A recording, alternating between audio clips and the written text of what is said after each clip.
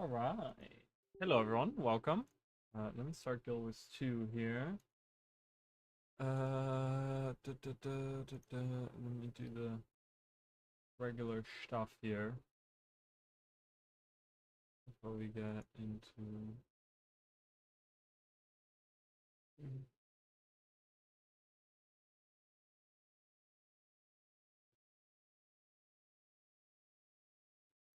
Okay. I hope you guys are doing good. Let's do that. And that. Alright. That's good. That. Okay, let's start this. I guess I'm gonna go on my regular character. I haven't done so. One thing that you guys know, I've been wanting to make a character for each festival. I've not come up. I've thought about it, but I haven't. Hey, I'm doing okay. How are you, Emily? I have not come up with a Festival of the Four Winds character yet. I kind of have a little bit of an idea of what I want to do. So you guys might see a different character at some point that I have for that, but I haven't thought really. I want something that kind of matches thematically as well. It's kind of free key, by the way, guys. I saw that today. A free key. All right, let's see what crap I'm gonna get. I always get crap. I always get really bad stuff. Make it happen. Yeah. Cool. Cool. Yeah. Anyways,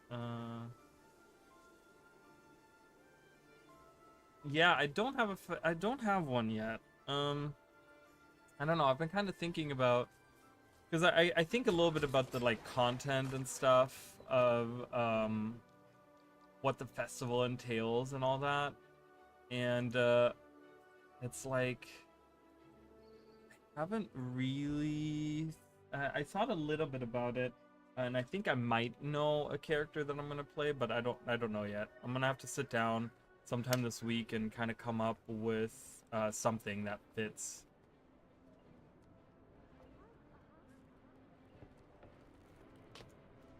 Because technically, the Festival of the Four Winds is actually two separate festivals. Because it's the Queen's Jubilee, and then the actual Festival of the Four Winds that they have combined. So it's actually two different like festivals in one that they have done. And I don't know. I don't know yet. So yeah, I don't know. We might see a character at some point come up with something. All right. Fishing tournament. I don't care about that. All right. Let's kind of look at some of the stuff we have.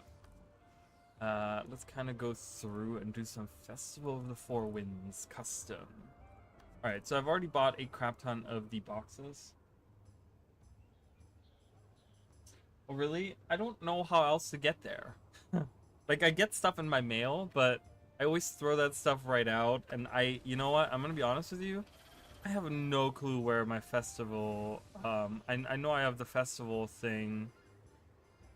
And I don't know my festival teleporter. I don't know where it is. I don't know where it is. So I was like, that's how always how I go there. I'm like, I'll just go from the Crown Pavilion. Really? Yeah, you can take the balloons. I mean, you can walk up to the balloon over here. I was like, wait, there's always a balloon on this side, but I didn't realize. Yeah, you can go up to the festival travel people and you can go to different places.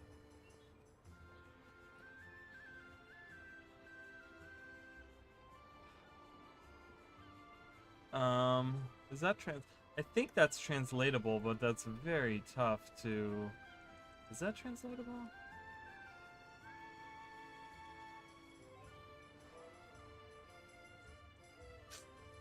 No, I don't know what. I don't know. I don't know what that is.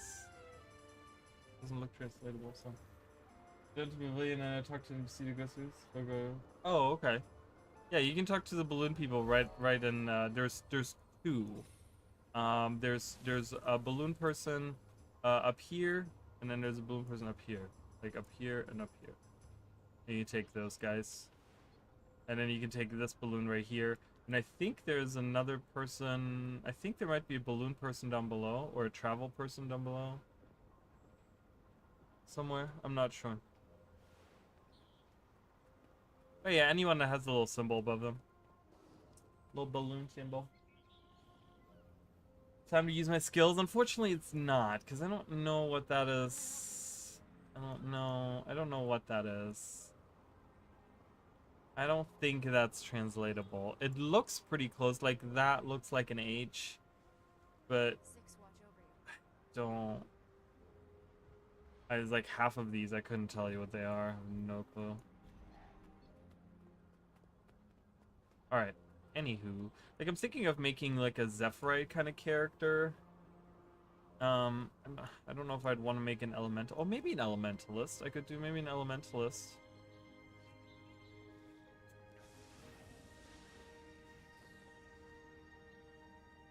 I don't know. Anyways. That'll be something I'll figure out at some point. Let's see.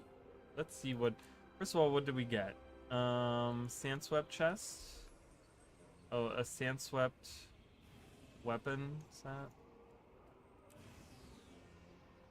Oh,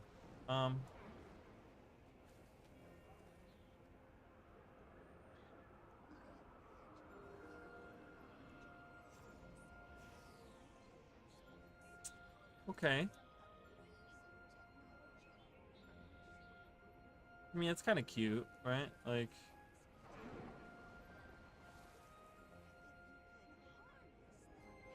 Na, na, na, na, na, na.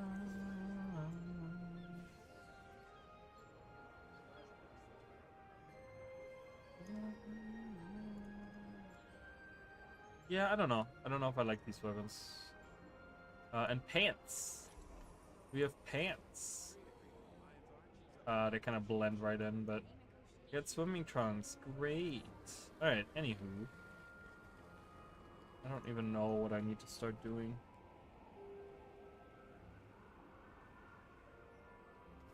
Welcome, NM. How are you? Alright, I looked at the rewards, but I didn't look at anything to do. Alright. I need to do annual stuff. So Bandit's Bane, kill bandits in the Crown Pavilion. Yeah, Blitz Kurai, Slaughter Parkus, Pummel Paroxys. Do we have something I can do here? Zephyrite Lost and Found. Oh, find kites. Kite baskets. Osblitz, Sablion. We'll do all of these. Bundle, plunder bundles during the labyrinth treasure hunt. Got it. Destroyer, Flame Legion, Gauntlet. I'm really bad at the Gauntlet. I'm gonna be honest. Centaurs, Effigy Person, Flying Dolyak Race. I don't know if I'm gonna do that. Pirates, Skimmer Slalom Race.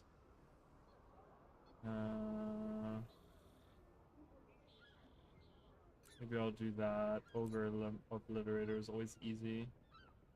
So there's plenty. Well, I need 18 now. How many have I marked? Doesn't tell me. 2, 4, 6, 8, 10, 12, 14, 16, 17. And I've completed one. So I need to complete all of these to get done. Alright. Is there a race going on right now, or is there like a thing I can do here? I guess I'm gonna go back to the Crown Pavilion.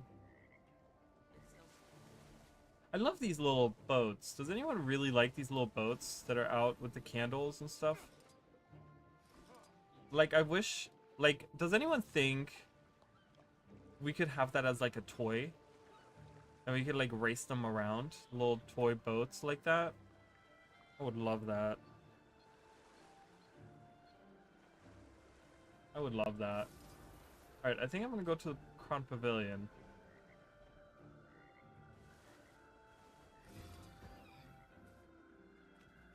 Wait. Where's the race starting? Oops. Oh, I can't move my map like that. Over here. Flying Dolyak? I guess we'll do the Flying Dolyak race. We'll do that. We'll do the Flying Dolyak race. I'm not really good at it, I'm gonna be honest. I'm just gonna tell you guys, you don't have to do all of them. Yes, I love little boats. Yeah, they're really cute, right? Or decoration. Yeah, I would really love those. I would love those a lot. I don't know. It's something. There's something about this map. This map is really cool. I love the whole like season 1. Okay, why did that go away? Don't know why that closed. Season 1 had some really cool stuff, like the song, the racing song that they have. So good. The Sanctum racing song. Ugh. Sanctum sprint song.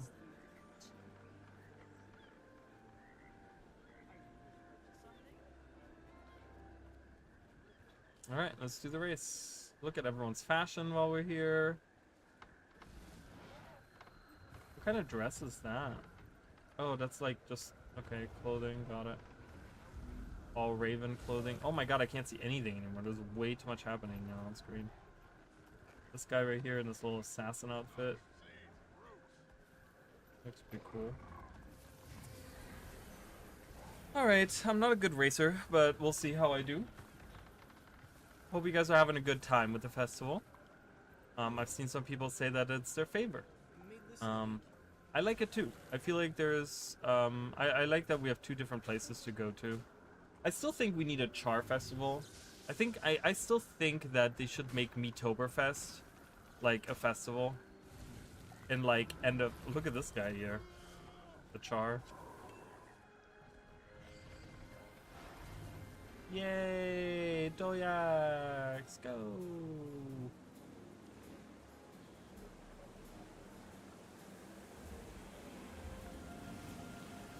Oh boy. Oh no! Oh man. Can I get back up from here? See, I'm so bad at this. Alright, whatever. I've already lost anyways.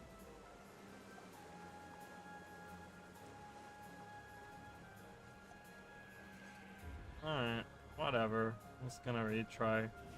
Wee. Wee. Oh, come on. Really? I have to use it? Oh, please. This is so stupid.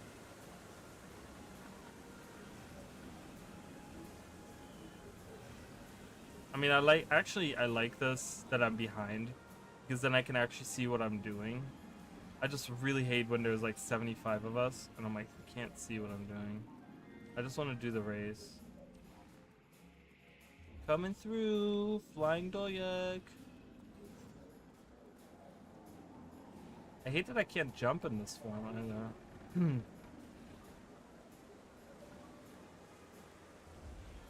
Whee.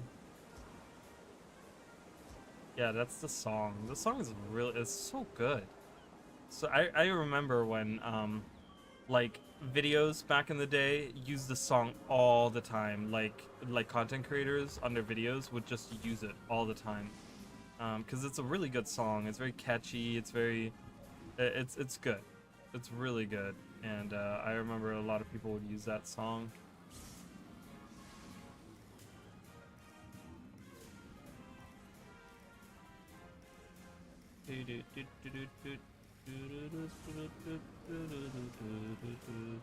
Oh god. I'm so bad. Why am I so bad? Jeez. Whee. Alright, we did it.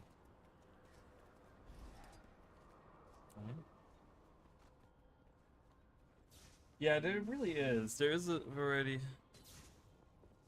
What? See, this is what I'm saying. It's like I go live. As soon as I hit the live button, I get like 3 messages. And I sit here for hours on end with no one talking to me. It's really fucking weird. Someone has a job. Someone has a job they want me to get or whatever. I don't know. But yeah, there's a big variety of stuff. Which is kind of nice. I would love to do a Meetoberfest, like actually make that a holiday.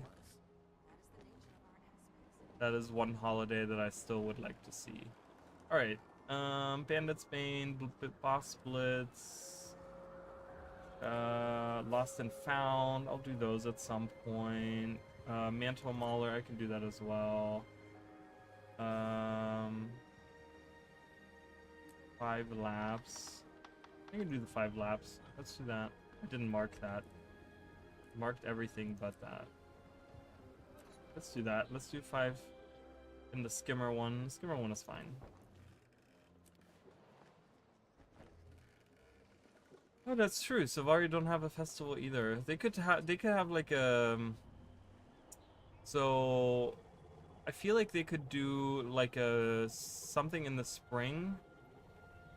Because the last so we have Winter's Day, and then the next festival is Super Adventure Box, which happens usually at the end of March, April, like early April, end of March. So maybe they could do something in like, I don't know, January, February or something that deals with like I don't know, like winter going into spring or something. Like a spring festival. Because they're like tree people, right? So it's all about like flowers, and they could have like a festival dedicated to like making flowers bloom for the new year. Or something.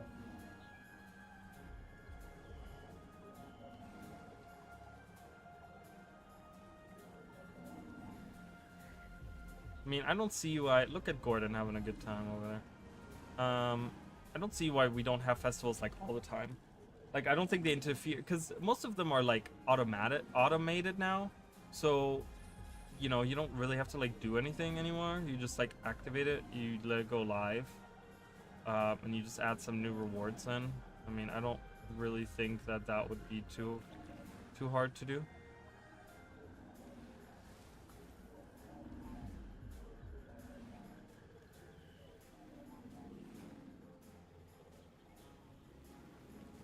I want to use my other skimmer. I don't know why I haven't.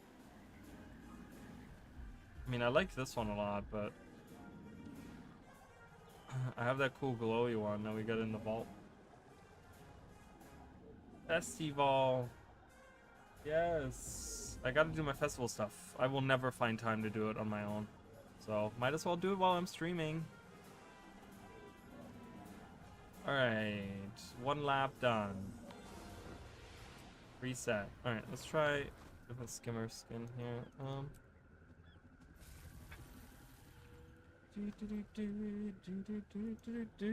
I want to have this one right here. Yay, look at that.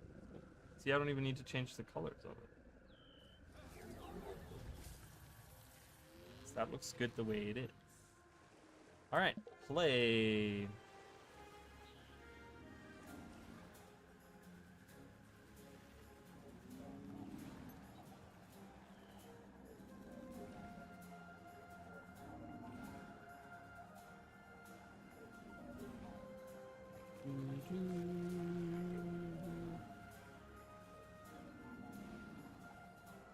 Oh, I was reading a message.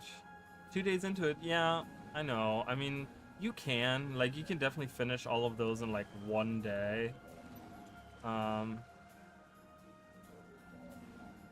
You know, I like that they have added in like a weekly thing now, where they want you to do like weekly things, which is kind of nice because that kind of keeps you coming back even though you finished it. Like if you have nothing better to do, you might work on your weeklies.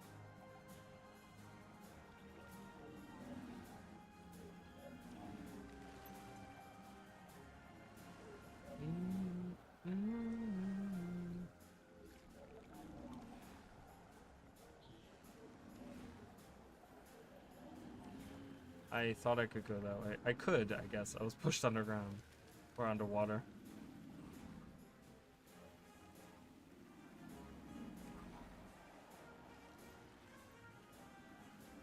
I think all festivals should have a strike with them as well. Like, what? Winter's Day is the only one that has a strike right now. And Wintersay already has a lot of activities as is. So I don't see why they couldn't. I don't know. I really think they should have a strike mission for all of them.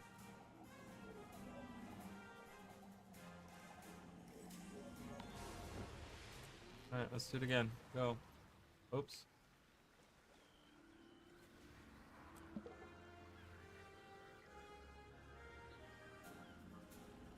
They could have like a strike mission where you have to fight the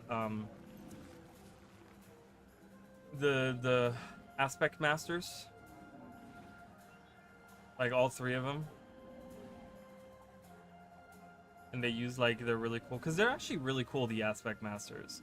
You know, and they use like different powers and stuff. Like one uses lightning powers, the other one wind, the other one sun powers. Like it would be really cool to see that.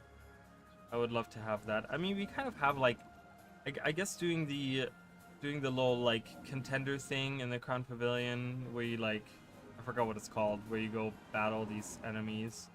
I mean, you have that, but I would like to have something here on this map that's like not just a race or something. I would love to have that as like a strike mission against the Zephyrite Masters, Aspect Masters. I think I have. I don't know. Do I have a lot of those kites? I don't know.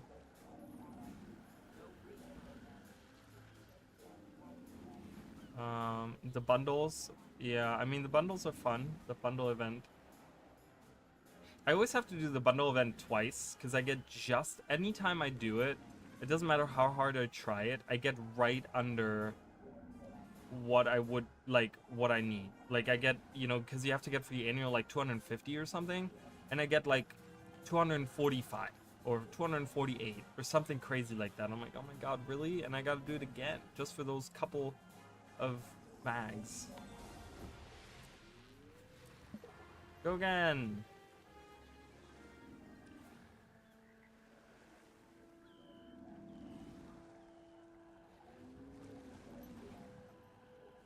The music even has stopped now.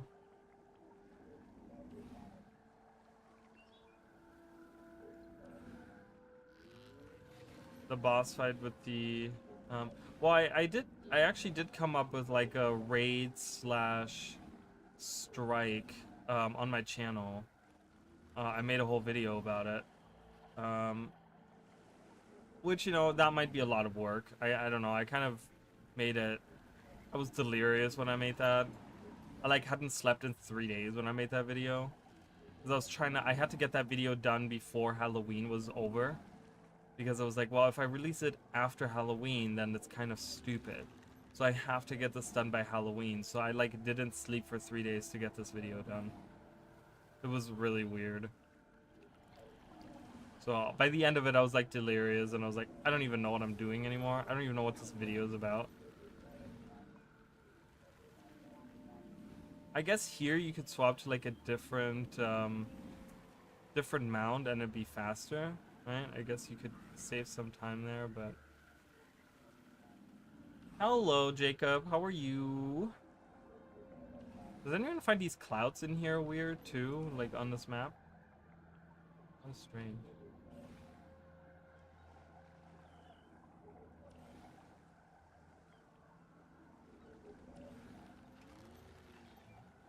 Alright, and one more time. Let's do it.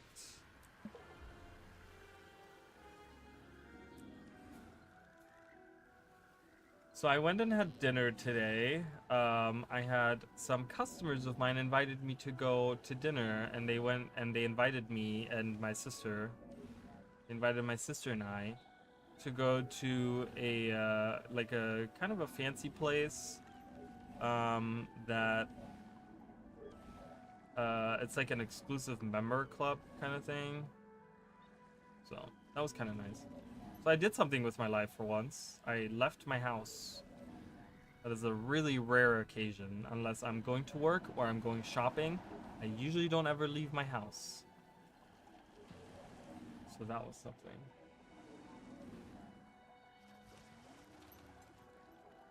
Get you level 60. I got my free key and I got nothing out of it. I'm so unlucky. Like I mean, you guys don't understand. When, you know, and I don't know if I regret it now, I don't know if I don't know if I regret doing it, but when the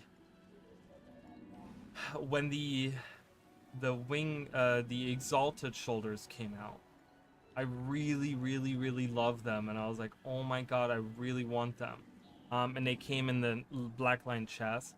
I ended up spending like, it was like $100 to $120 on just straight up buying keys. And I ended up not, it was really comical, and I was like, I hate my life so much. So I bought like somewhere, it was around $100 to $120 that I spend on getting keys, and I didn't get them. Okay, so I don't know how many keys that translates to, but I tried to get it and I couldn't get it, and then I was like, well, you know what, I might do a little bit of like um map completion. So I completed 2 maps. I did one. On the first one I didn't get anything. On the second one is when I got the shoulders, my second key. I was like, I just spent $120 and then I do 2 map completions and I get it. Like, ugh. I have just really bad luck. Okay, there was no sound effect there. That was weird. Alright. Let's see. Do you only travel to Lion's Arch? No. You don't.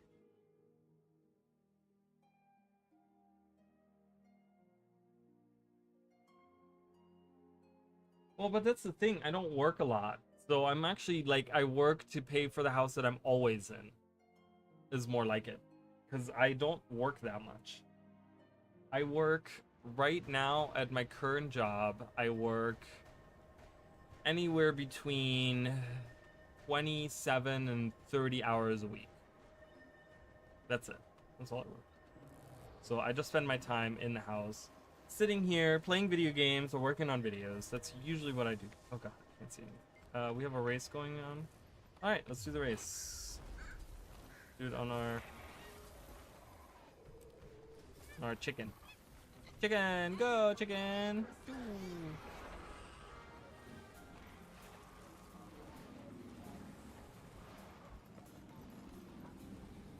Y'all. I mean, I have like, there's been times where I've won these races before, but I tell you what, that was a very long time ago. In my younger days, you know, in the days where I gave a crap to win these, I've won them all, but you know, there's really no huge incentive for me to do it one way or another. Like to win, I mean.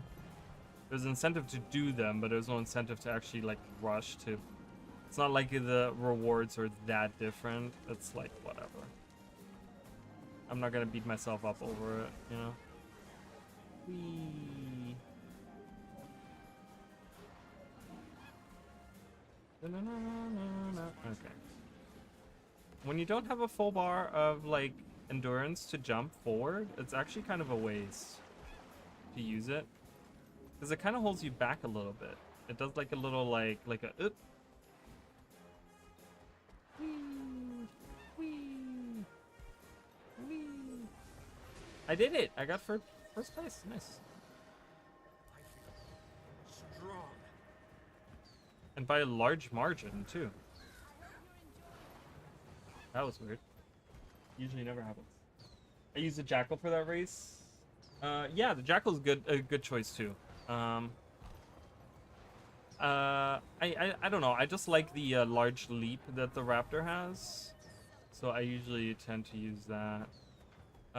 Where are the ogres again? I think it's when you go south, right? South on the left side, south. There we go. Let's kill the 3 ogres here. Hello.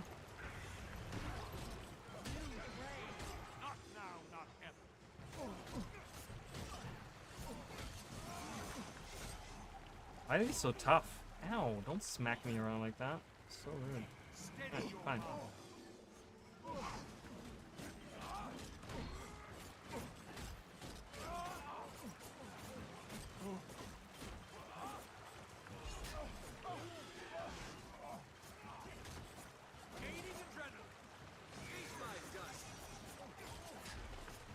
And take this. Oh boy. Oh boy. Oh boy. Can't move. I can't move. Goodbye. Alright, annual done. Gotta beat up some ogres. Productive, you say? I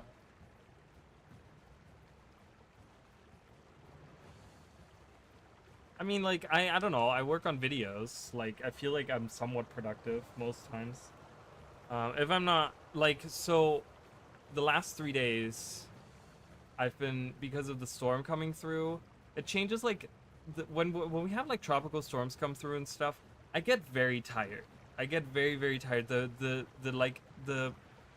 pressure in the air changes so much to the point where I, like, I just get like so tired. I'm like, oh my god, like, so I've been nothing but trying to sleep the past 3 days. But other than that, beside that, I've been playing a little bit of video games, playing a little bit of Elden Ring. That's all I've been playing, and yeah, and working on videos. I mean, on Sunday I was working on a video, so.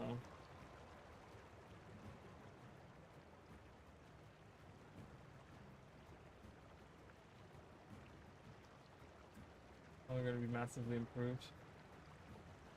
Yeah, it'll be interesting to use that, to have the improved endurance. It's gonna be really cool to see. I can't wait to use the Warclaw, like, more in PvE and stuff. You know, kind of go around. I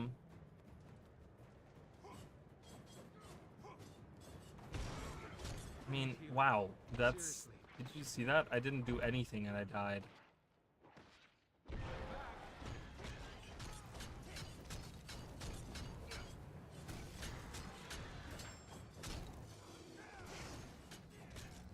Yeah, this is definitely not the best character. I'm gonna have to come up with someone else that I can use for this. I'm trying to figure out, like, what a good. No one's gonna attack me? Okay. What a good profession would be. I've been thinking about, like, maybe doing a guardian. I have that one hammer guardian. Do I have anything? I could try him out, see if he's good. This guy right here. My schedule is always all over the place. It is so bad.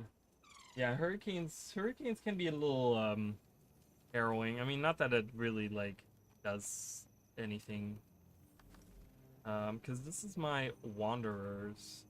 I have wanderers, or I think I might stick with the wanderers for now.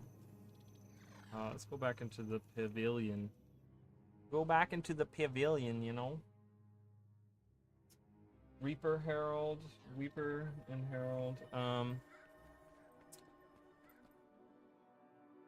Herald, yeah, I don't know.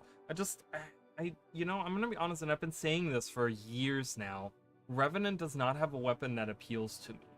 There's a couple of weapons where I'm like, okay, this is fine. But there's no weapon on the Revenant that I'm like, yeah, this feels really good to use. I don't know, it's a personal thing. I don't think it has anything to do with the design choices. Oh, bosses are happening right now. Alright, well, we'll do that. Let's go. Where is he? Hello? Oh, there he is. Hello, Sparkus. Sparkus Fire Splash. Yeah, this should be a pretty tanky character. Wanderer's Gear is pretty tanky. I'll be able to survive and support my friends. Ah!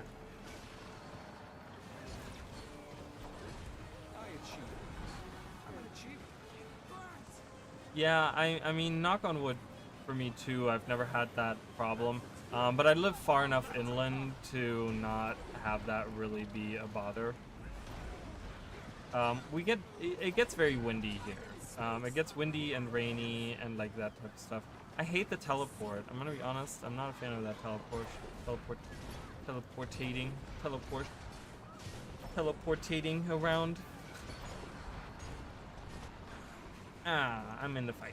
Not good. Dude, really? Oh my god. Alright, hop around.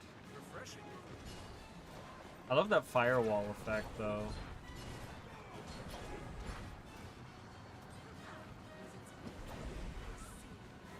Yo, Mr. Fire Splash, why don't you just stick around for a minute?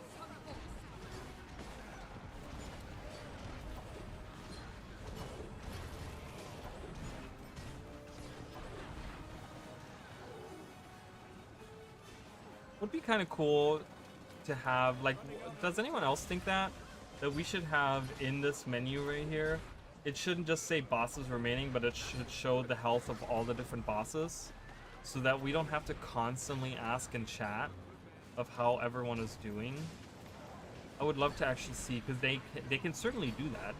There's many events out there that have, like, the different bars of all the... Okay, there's people dead here. Let's help them up. Ow. Hey, Ginny, get up. Get up, Mr. Ginny. Mrs. Ginny. Whatever. Wait, where's... There's so much going on. I can't see. So many people. So many mechs.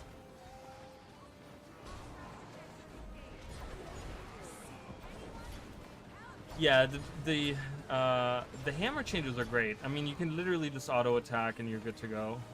It is absolutely absurd. Wigan has been defeated. He was wigging out. And it's, you know, it's permanent protection on you, which is actually really nice to have. Like, perma protection is really, really good. So Guardian Hammer is really good. Like, if I want to use a hammer, I usually use Guardian Hammer.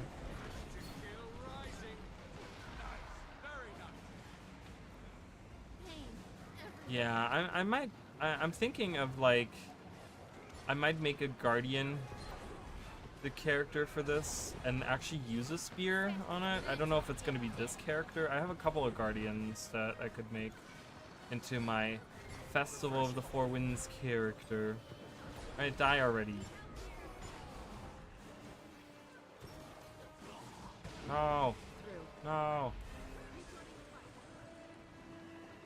Alright. Let's defeat Kurai. Hey, Kurai. Come here. Ow. Come back here.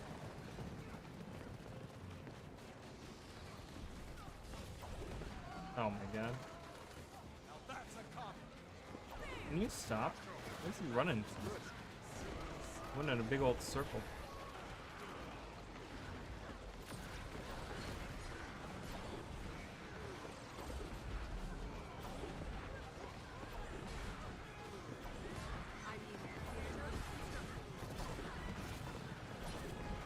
Protection is super good. I mean, it's literally a 33%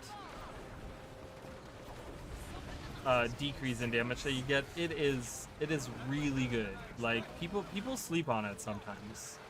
I would like to think, and I know nothing about raiding, I know nothing about higher, like, organizing any of that content or whatever, but I'd like to think that having permanent protection is like with a group that, like, a new group that's learning raids or something, I feel like it's probably just as important as, like, having quickness and alacrity and stuff, because I think it helps out so much, you know, in a world where, you know, bosses can, like, one-shot you, you know, it's the difference between getting one shot and having 33% health.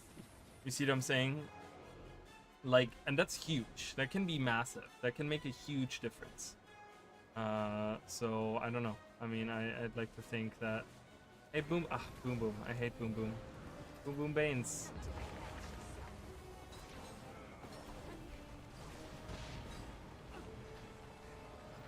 And having, like, permanent protection is just really good. There's also a lot of traits that go with protection. For the Guardian specifically, so you can kind of build around that as well. There's a little bit of synergy if you take certain certain skills or certain traits with protection.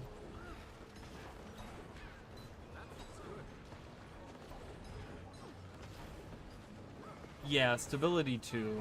Stability definitely is needed as well.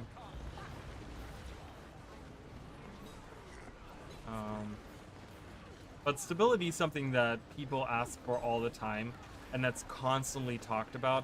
But I never see anyone saying like, what about protection? Like, do we need, oh god. We need protection. It's like, yeah, you do. I'm thinking about making, I don't know, I'm gonna have to look into what I'm gonna make.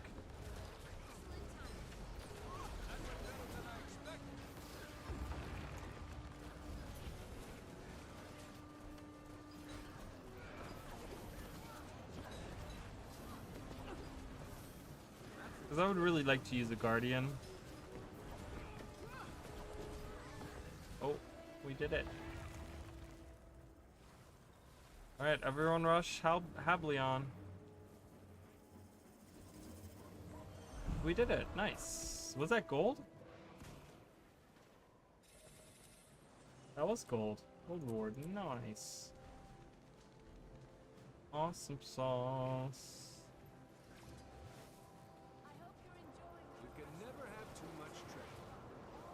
Got a bunch of these. I mean, honestly, you can sell these for so much money. Where's my gold chest? Didn't we get gold? Am I blind? Did I already open my gold chest? Whatever. I'm just gonna leave it. I'm gonna leave it all to rot in my inventory. No, I'm not doing another race. I'm gonna kill some enemies. Let's start with the destroyers, which are over here. It's kind of weird that we have two fiery areas. ArenaNet loves their fire, man. There's so many armor pieces, weapons. They're all fire-based. It is absurd. For the longest time, I literally was like, ArenaNet is obsessed with putting fire on everything.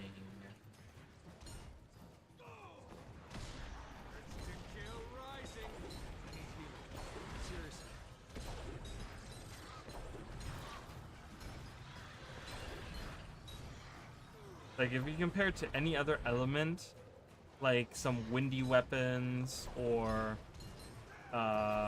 watery weapons or even earth weapons, like, there is so much fire themed stuff out there. So much fire themed.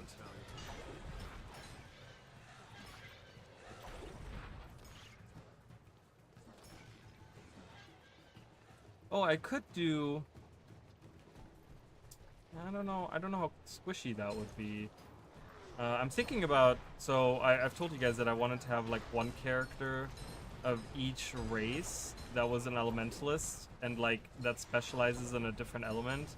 And the only one I'm missing is fire. I actually don't have a fire elementalist, and I want to make that a char fire elementalist. So maybe that could be my character for this? I don't know.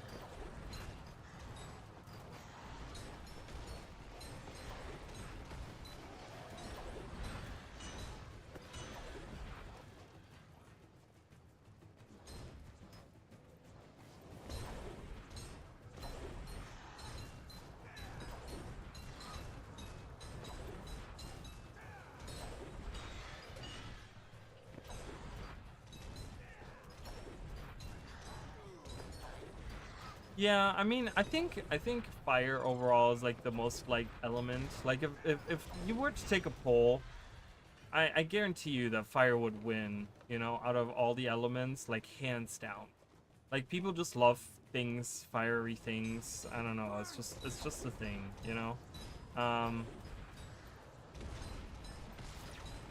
But I like to have a balance of stuff. I wish there was more earth themed stuff. Like I feel like we don't get a lot of those. We don't get a lot of wind-themed stuff. We do get some water stuff. There has been water stuff. I have cleared out this entire arena almost. Like, holy crap.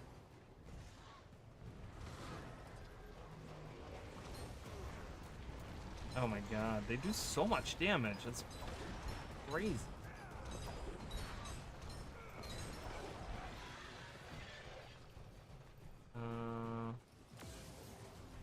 I'm almost done. They haven't respawned yet. I've cleared out everything. Is there a group hidden back here somewhere? No. Oh my goodness. Please respawn.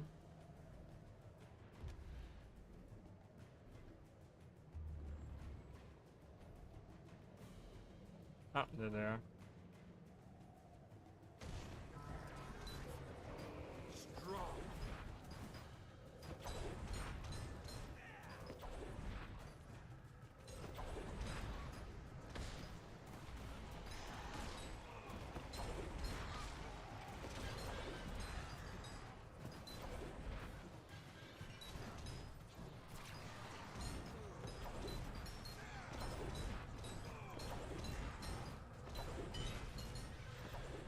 Alright, we did it. Destroyer's done. Move on to some pirate.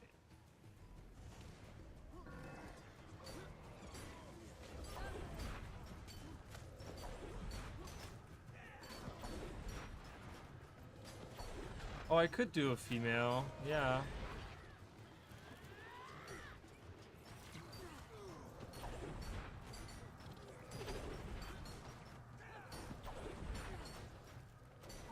Oh, is that right?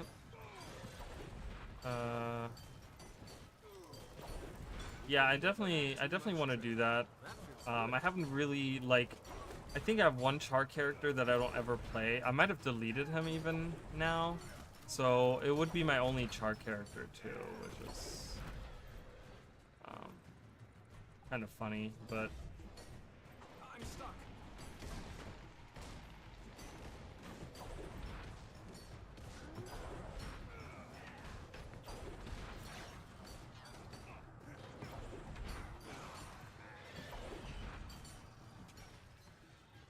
did it. Oh, he got booted all the way over here.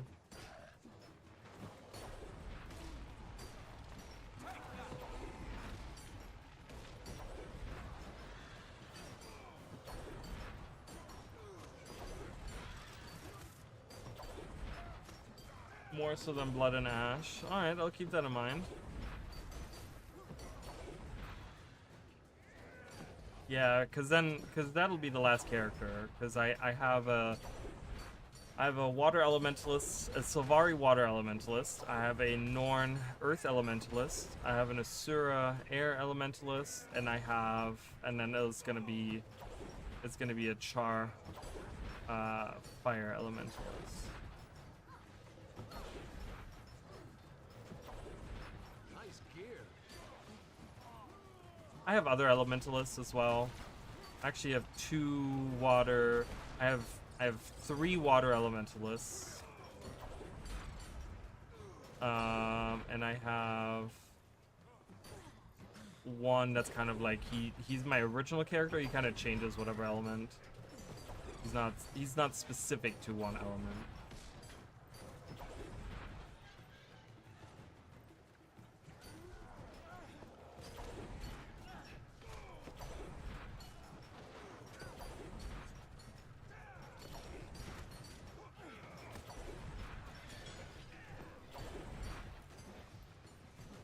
Yeah, I think I'm at like 30 characters right now, and I don't even play 10 of them.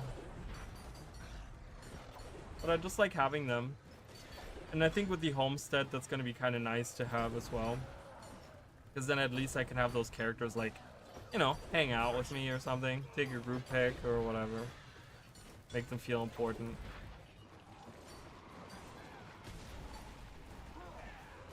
I hope that they like will keep using the homestead thing. So I hope that the homestead. So you guys know how we get like we have a hub for every expansion, right? Or like every Living World season or whatever, right? There's like always a hub, right? I want the homestead to be the hub for that expansion, right? Instead of having the like Wizard's Tower or something, I would love for the story to have the hub of like the homestead, so that every new expansion that we get, we get a new homestead, and then that is where like that's gonna be our hub for the story or something. I don't know.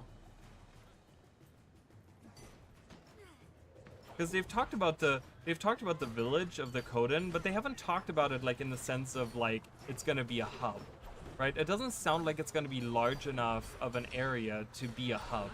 They keep talking about it. Oh, like it's a small little village, right? Like that's kind of how they keep talking about it. So maybe I'm wrong, but it feels to me like we're not getting like a hub this time around. Like they haven't really talked about that because again, before Secrets of the Obscure came out, and I talked about this recently, they talked heavily about the things that were like the maps that we were getting and whatever, blah blah blah. And I remember very clearly that like the tower was going to be the new hub. That was something that they were talking about. But now they haven't really spoken about what's going to be the hub, what's going to be the new place to meet and to go and to do these things. So I'm really hoping that it's going to be the homestead. I know that it's, you know, hubs are supposed to be where all characters kind of meet up or something, but I don't know. I don't know how they would spin that. Maybe have the hub be right, like the homestead be right next to the village, so that in the village is where you can go into the convergence or something. So you can kind of still meet with people to go into the convergence or something. I don't know.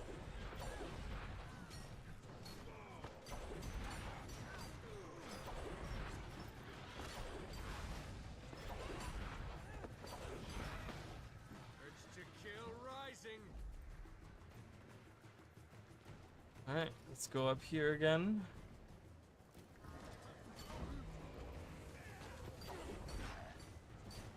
Yeah, it would be kind of dumb, right? I mean, you know, they talked about how they're like, oh yeah, we've learned the lesson of that we need to use existing systems, not always create new ones. Like, I hope that lesson sticks, right, on like everything. They already have enough systems. They can just, honestly, they can use what they have in the game. They don't always need to create new things. Use what you already have in game. So, you know, expand on the hub. Like, I think people would be, with every new expansion, getting a new hub, I think people would be very happy with that. Like, or not hub, but a homestead. I don't know if it's going to be the hub of this, but the homestead, I mean. So, like, getting a new homestead with every expansion, I think people would be okay with that. You know, having that as part of the, like, the features or whatever of the new expansion. Oh, you're getting a homestead here, you're getting a homestead here. And then they can still add new homesteads that are purchasable through the gems, through the gem store. You know, where they could say like, okay, well, you know, you want to have something in Kaining City, or you want to have something in Lion's Arch, or you want to have something in like any of the major cities or something. Like you want to have a homestead there. We can have those in the gem store or something.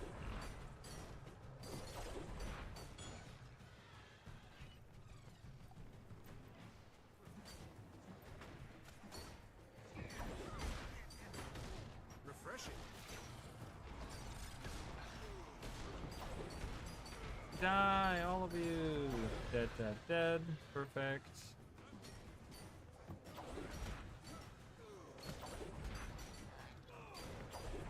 And this should finish up the pirates for me. Beautiful. With the free thing, decorations will be selling points. Okay, yeah, that makes sense, right? Yeah, see, and that's the thing, right? Sun's Refuge was such a waste, such a wasted potential. They could still go back and make that a homestead. You know, I don't know. They could have like Sun's Refuge as a homestead or something. I don't know. Or get one through Astral Acclaim. I mean, perhaps, yeah. Why not? I'm just thinking of like monetization for them. Alright, people are defeating the Flame Legion. What about centaurs? We can help out. with the centaurs.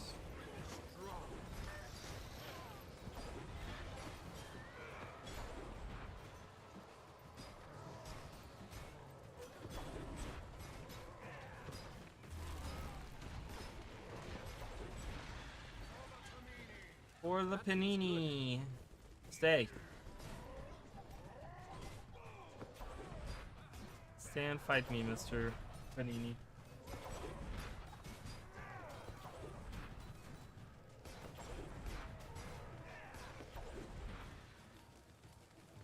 Ooh, there's a bunch of enemies. Through the wooden stakes, I see a lot of enemies.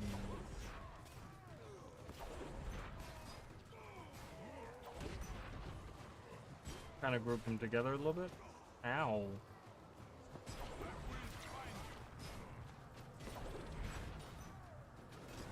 Refreshing.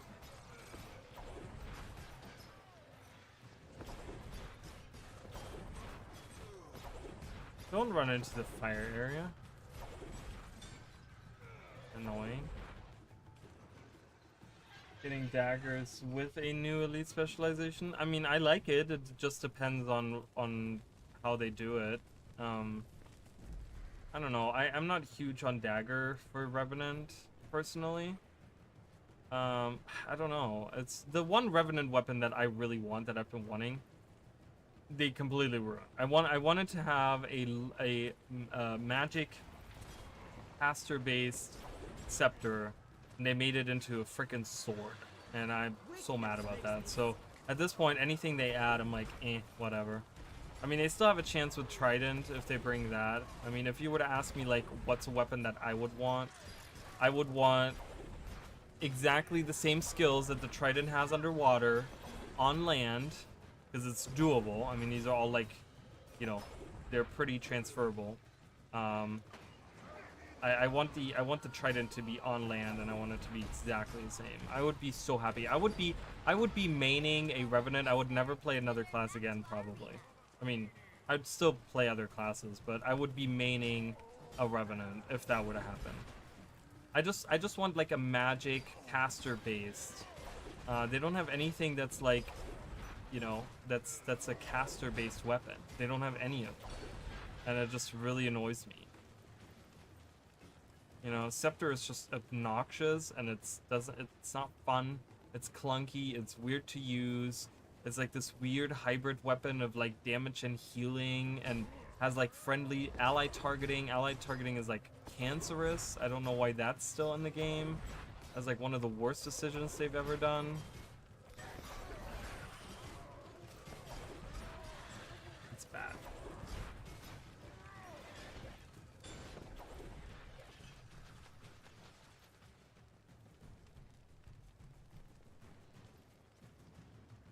Yeah, I would love land tridents. I mean, I would love to see everyone get land tridents. I think that would be really, really cool. I think that would be a chance to give more of the non-magic classes some more magic, even. You know, because you could do like Ranger, for example. Ranger really only has let's do, wait a minute, before I continue that thought, let me do Wigan. Let's do Wigan. I know we just did Pirates, but let's get Wigan. I haven't gotten him yet, so. Refreshing. Boss Blitz, they want me to do it 10 times. That's a lot, but that's okay. Alright. Bring it on. Hello? Oh, I don't know why I thought the countdown was already done. I'm like, why is this not? Okay. Right on me.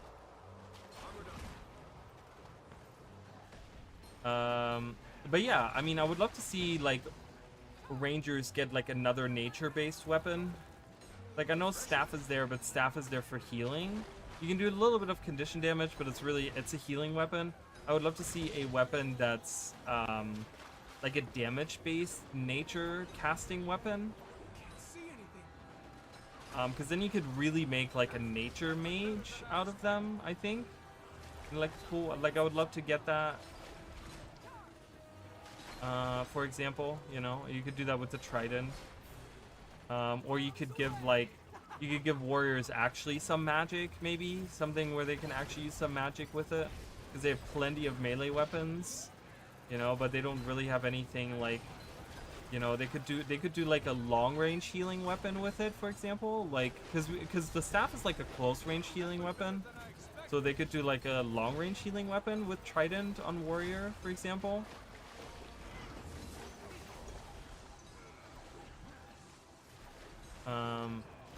You know, I would love to see another magic-based weapon for the thief.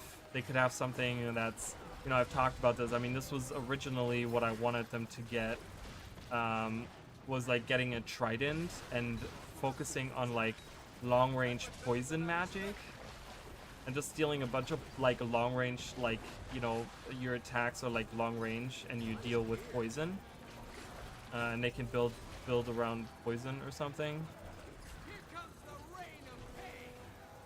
Here comes the rain of pain.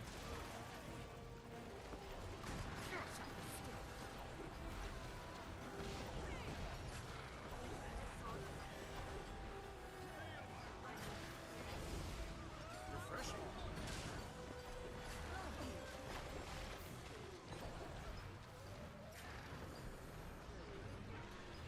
I don't know. I'm just thinking, like, you know, obviously they could get a scepter to do nature magic and stuff. Like, that would probably work better. But I'm thinking, like, in the sense of, like, you know, we got spears for everyone, so now we're getting trident for everyone. Like, in that sense, you know what I mean? I'm going for Hableon. I guess I'm gonna be the only one. Habby, yo, Habby, what's going on? Long time no see, buddy. Ah.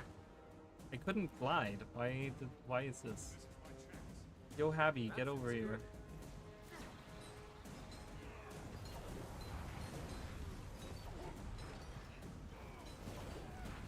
Oh, I'm so not making this, am I? Help! I need help. I need help. I'm dying. I need help.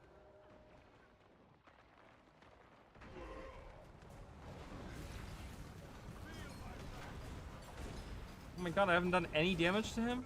That feels good. I suck. I'm so bad at this. I'm so bad at this game. Why am I playing this? I'm so bad at this. This is why I don't raid. I suck. Look at this. I'm dead.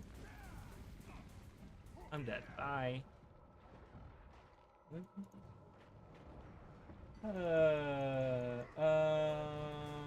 Shamanistic spec. Yeah, I would love a shamanistic spec. I'm one of those people that thinks magic just isn't for the warrior. I wouldn't say martial, but yeah, but there's like, you know, you gotta add like variety to it. You know, it's like you gotta add some kind of. Okay, I don't think I'm doing this.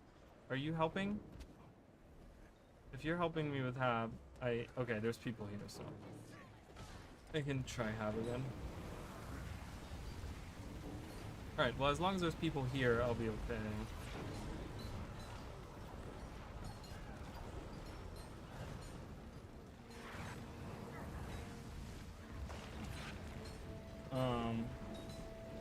So I just, because they have so many melee attacks, and, you know, so many weapons that they already use, the warrior, and it doesn't use any type of magic, really. They're all like very brutal. So I would love to see, like, the Spellbreaker was like the step in the right direction for me, because I really love the Spellbreaker. Of like, it's really interesting how ArenaNet found a really good way of having a melee based like brutal warrior kind of lean in a little bit into like the magic aspect of the world. But rather than wielding magic themselves, they break the magic. They find a way to like kind of, you know. So I would like to kind of maybe see something like that at a longer range. So maybe have like kind of the same thing that daggers already do, but at a longer range. I think that would be kind of cool. Where you like interrupt foes and you kind of like maybe, you know, if you interrupt again, like kind of how you have like if you interrupt the foe, the recharge is longer and stuff like that. Like, Something like that would be really cool. This is a disaster. I'm awful at this. There's that same ranger again from earlier.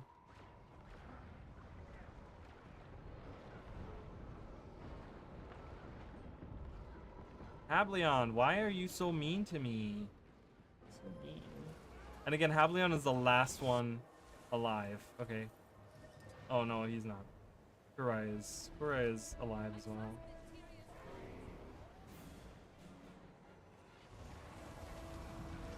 No, Hableon is the last one alive.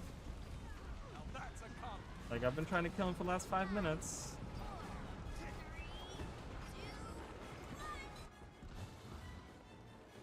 Whee. I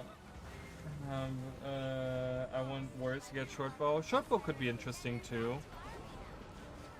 I'm just not huge on bows in general. I don't know. I like bows sometimes. I don't know.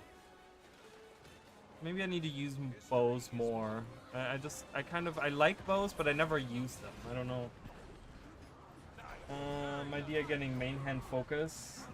Some could use it as a fist weapon. Main hand focus.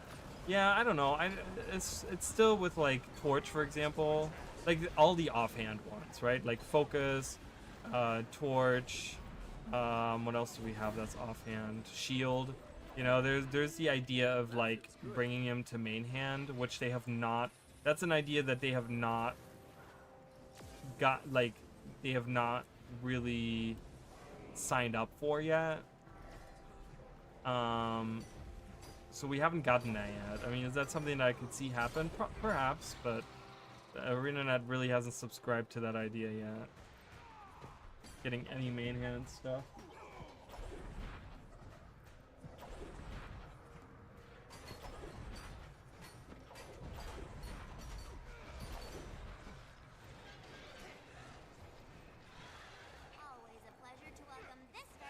I mean, why wouldn't torch make sense? You can have a torch in your main hand.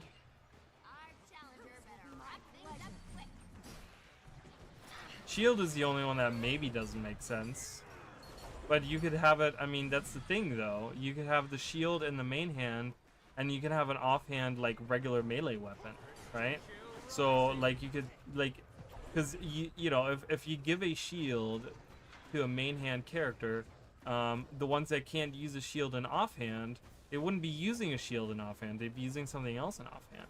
So, and I think there's some really interesting things they could do with it, where they can have like some defensive specs or something that come out from that, or something. I don't know. Again, it's so weird, it's so strange, because I feel like, you know, we as a community, we've come up with so many different really cool specs that they could perhaps do.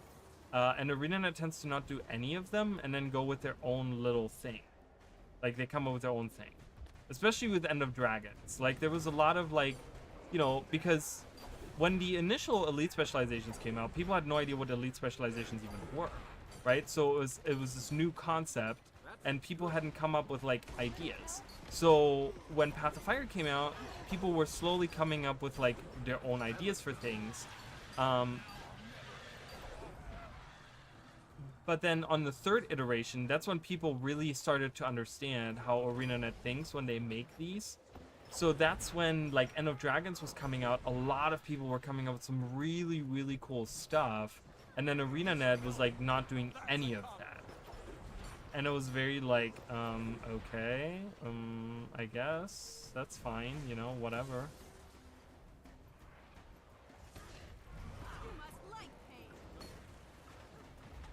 I'm just gonna go somewhere else. Yeah, I wanna go right here. Hello.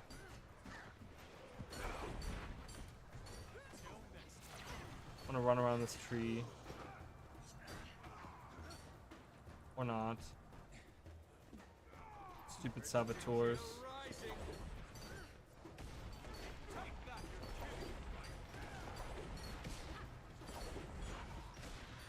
Hate the saboteurs.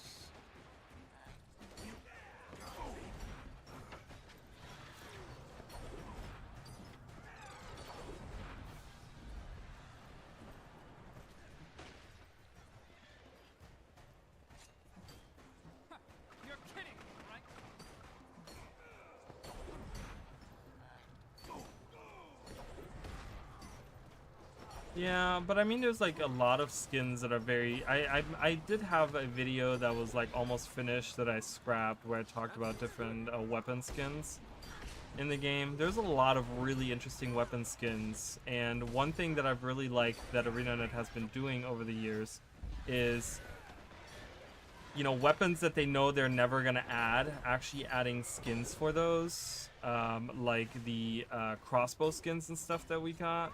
I mean, those are just like really good, you know? It's like I will be happy if we never get a crossbow ever, just because we have those skins. So there's a lot of things that they can make look like something else.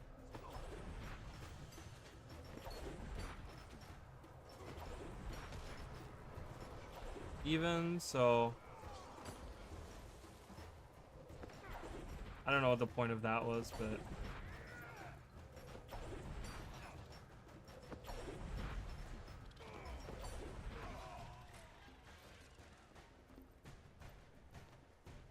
Give it your all.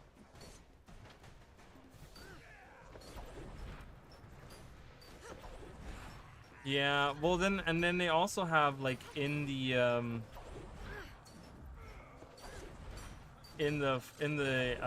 files, they data mined the claw weapon that's actually a dagger.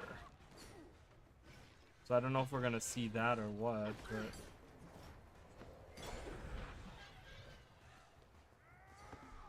like come out. I mean, it's in the game. Like we have a claw weapon that's in the game, but it's a dagger skin. But it's just not accessible to us.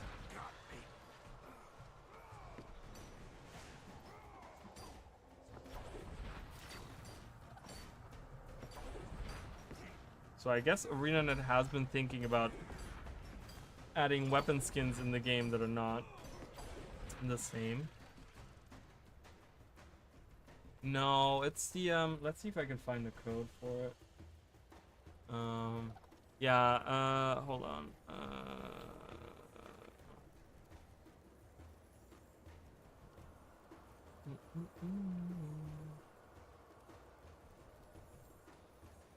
Yeah, found it right away. So I'm not in a party. In a guild. So Coda's Claw is what it's called.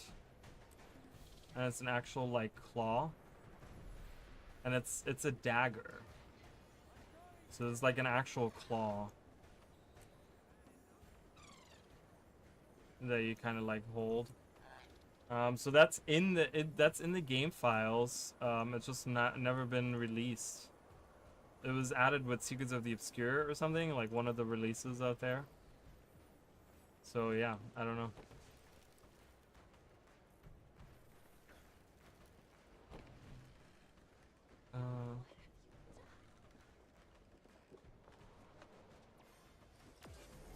I'm coming into your treehouse. Hello.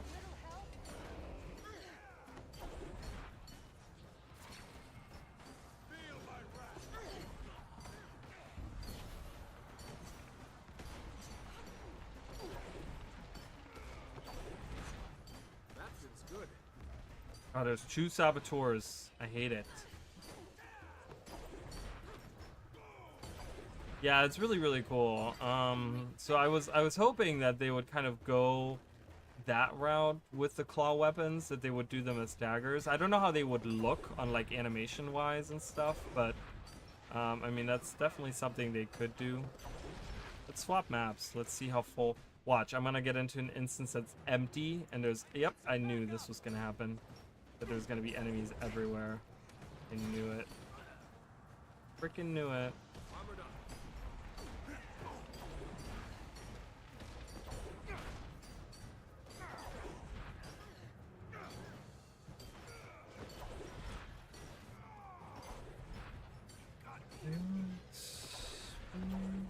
Like I said, everyone texts me.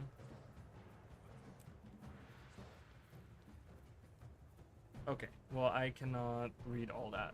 I've got like a whole paragraph sent to me. Not reading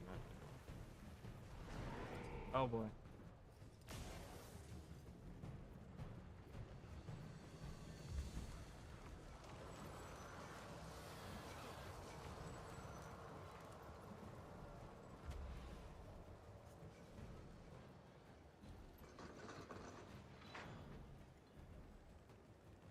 The focus is another. Well, I mean, you could do like a double dagger. Like, plenty of classes can use double daggers. You can make a double dagger elementalist and use that same claw.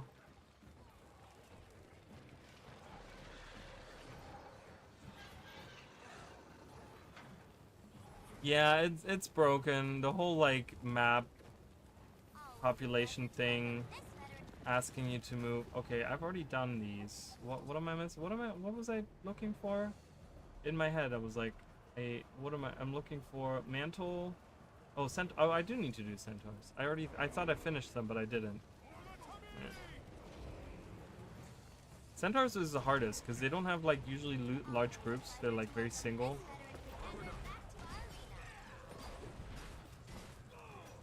Yeah, so you don't, I mean, you don't need to have a focus offhand, you know? So just make a dagger skill and just use the same skin. So I could definitely see like a really cool like Catwoman-y thief kind of like look that you can do with those claws. That'd be kind of cool. I would like that a lot.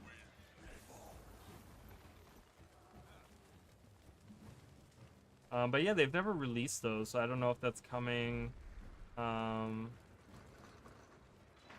with something else or what. I don't know.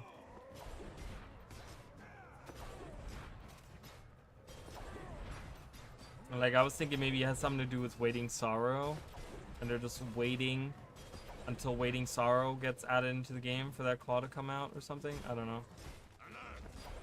I mean, it's called Coda's Claw, so it might be something that they use for this expansion because we have Codan coming into the game, like a different kind of Codan. So I don't know. Maybe that'll come in. I don't know.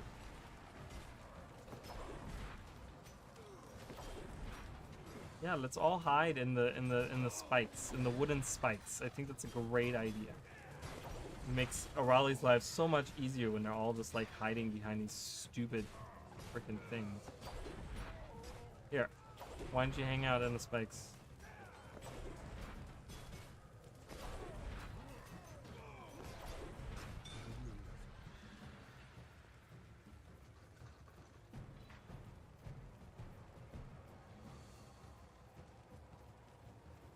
Yeah, I mean, I do see where you're coming from with that. I just don't know why they have, I don't know why they have ever done that.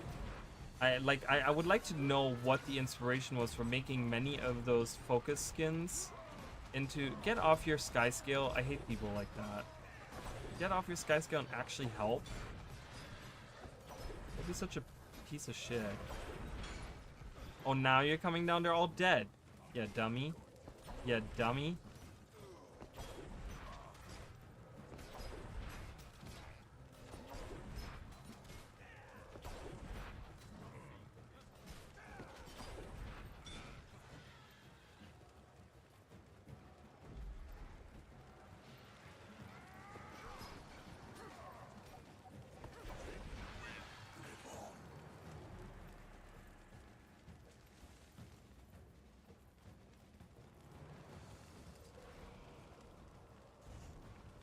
Shoot them.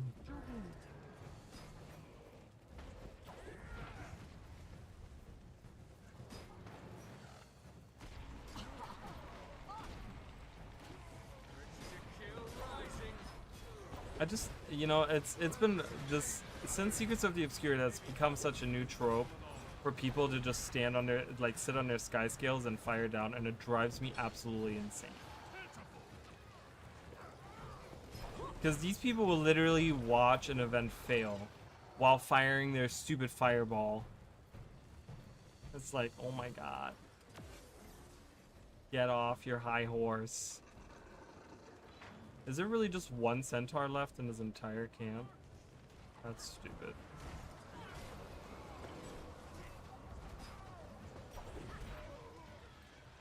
Alright, well, I'm almost there. Oh, there we go. Fly!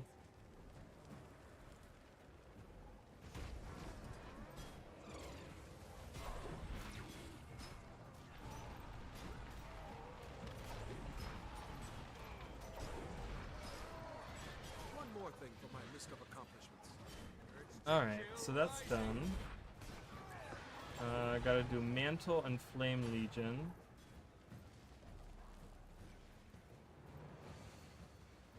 Let me get out of combat here. Flame Legion's over here.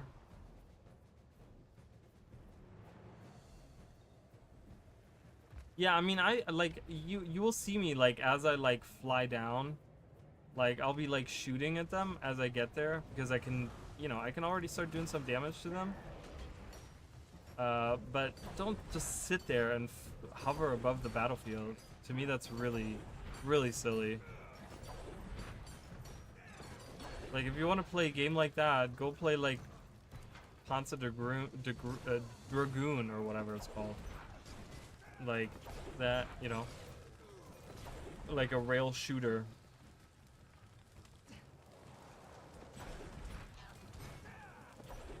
I'm like, I don't know if they teleported. No, he just went invisible. Haha, I surprised him.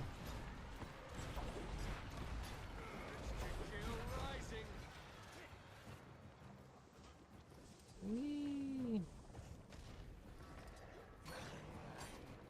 There's a bunch of enemies up there.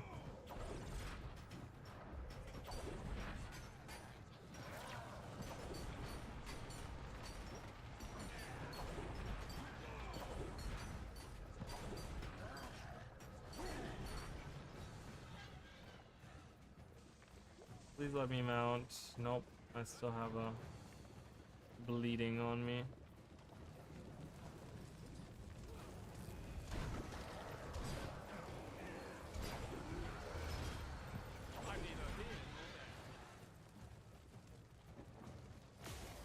Oh boy.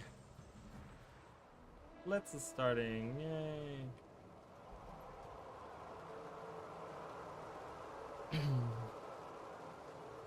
Yeah, I might want to do more like elite specialization speculation or something at some point. Superstar by now. Let's hear it.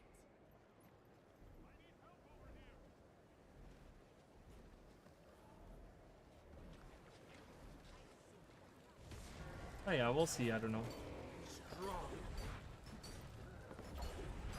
I mean, Janthia Wilds is coming out, but what's next for, like, I always think about that, right? It's like, I know the expansion hasn't even released yet, but what's going to be the next step?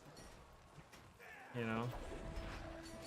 What's going to be the next expansion with the other features? Because they've already announced another expansion.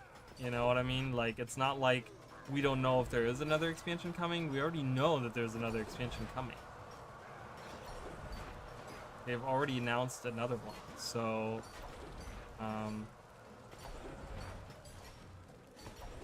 right, have I done every boss?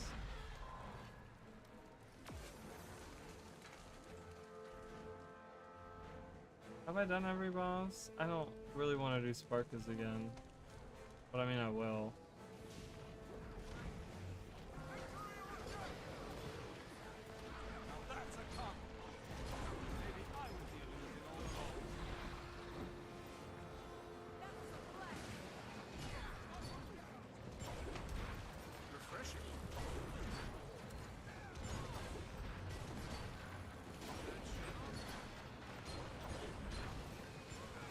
Or we will go to, like, I don't know, I don't know. It'll be, yeah, it's tough to kind of think. Well, it depends on where the story goes, too, you know, you know, and I've been talking about this, like, we don't really know what the story is. We don't really know, like, all we know is that we want these Lowland Coden to join us, to join the Alliance, right? And that's the reason why we're going there. But, like, what's the actual conflict, right? What's the Titans? I mean, Titans have returned. Like, we don't know that. We know Titans are there, but we don't really know. Like, is it White Mantle? Is it Versat stuff? Is it something completely different? Like, who are the bad guys? Like, who's the baddie? You know, who's the new Epar? You know, we don't know much about it, so it's really hard to predict where we go next, since we know nothing about this expansion.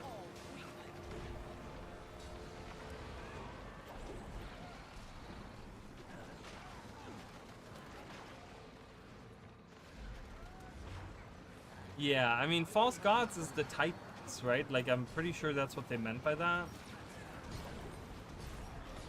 So we know the Titans are going to be, like, heavily bound to the story, but we don't know in what way, because the Titans were always minions. The Titans weren't, like, I don't think the Titans were ever, like, the Titans, anytime we saw the Titans, they were always controlled, and they're always, like, minions, right? They were never like, oh, this guy is a Titan, and he's the ultimate mastermind, right? Like, they were minions.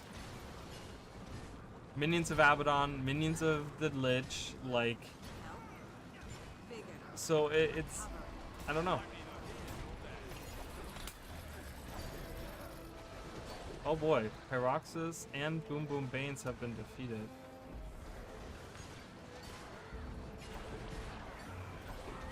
Alright guys, let's do it. Fire Splash is next. Nope, Wigan is done. I love that Hablion is always the last one to die. Alright, let's go to Hablion. Good old Hab. Good old Habby. Hap, hap, hap, hap, hap. Oh my god, Hablion has not even been damaged? Oh boy. Well, we got 4.5 minutes to do this. You, get up. We need every able body here to help out. If you know how to press 1, we need you in combat.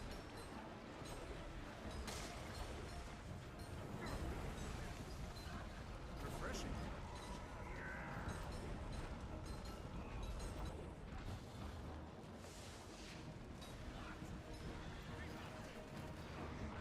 What? I was watching my health. I did not lose that much health. That is bullshit.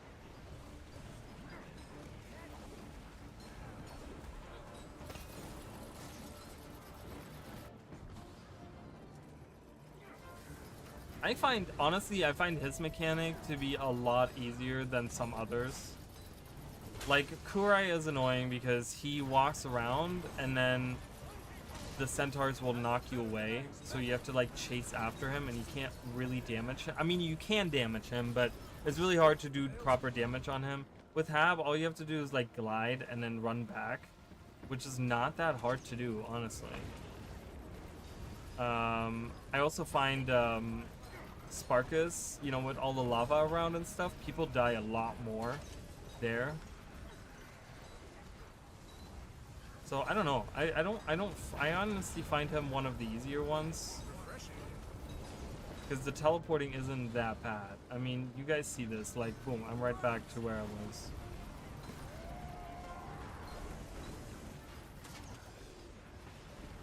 Go, go, go, damage.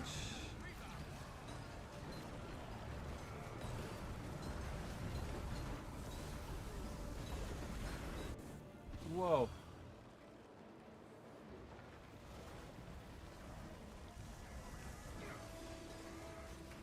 And let's finish off Hablion. I love that we're balancing on this beam over here.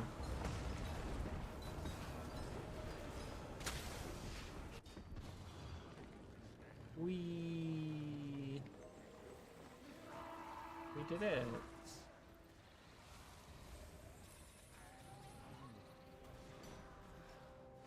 Alright, perfect that we're here, because we gotta do the white mantle anyways. Good.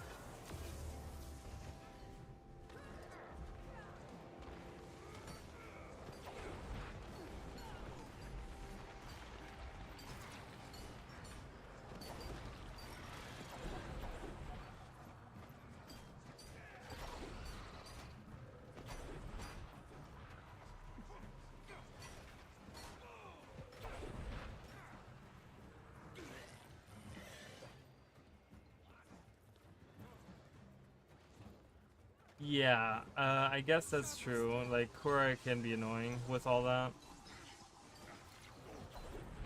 And those firewalls, the firewalls are really annoying too. That went better than I expected.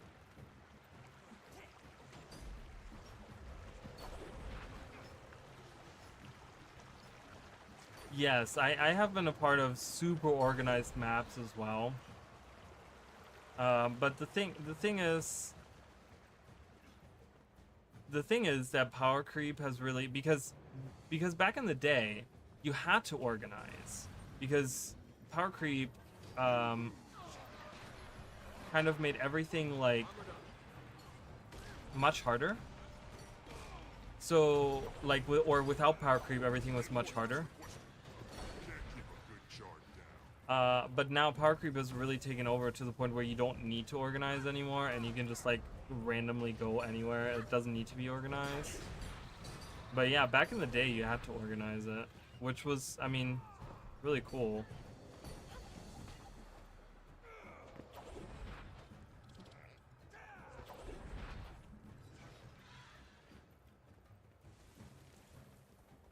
It's so pretty. It's all cleared out.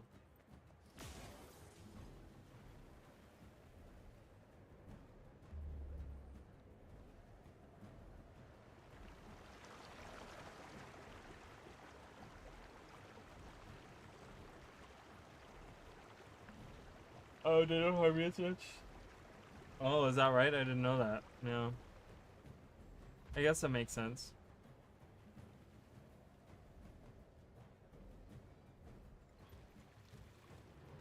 Oh, I didn't do Pyroxes yet.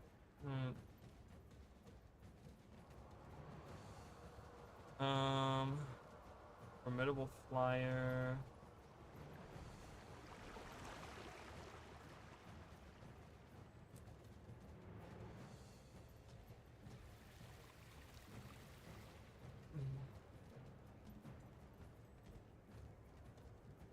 I haven't done Pyroxes.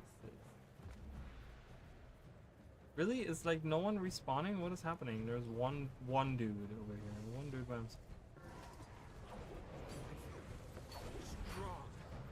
Refreshing.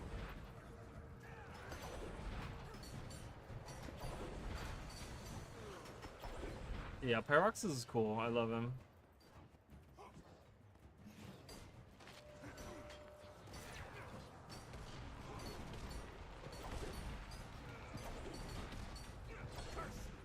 Where are you going? What the heck was that? What is he doing?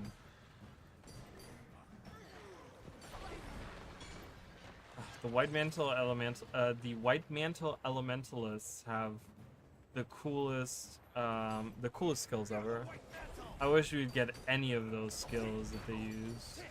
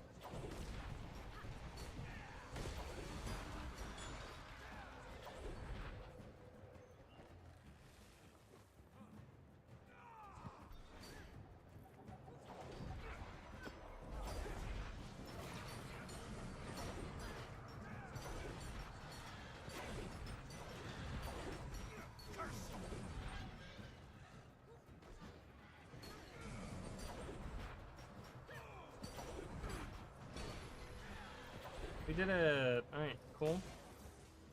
And all we got is Flame Legion.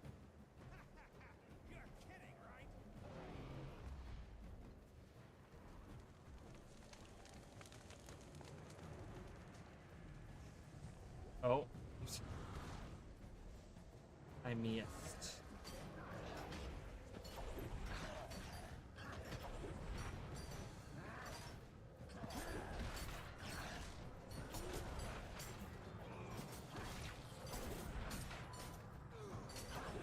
So do you guys think we're gonna find out who the flaw or or the claw, who the Khan-Er is. Like, do you think they've already voted on this?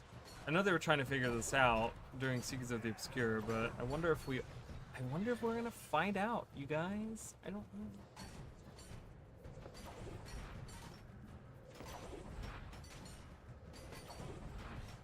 Yeah, I know. It's really cool that they implemented that kind of mechanic for the White Mantle. Love that.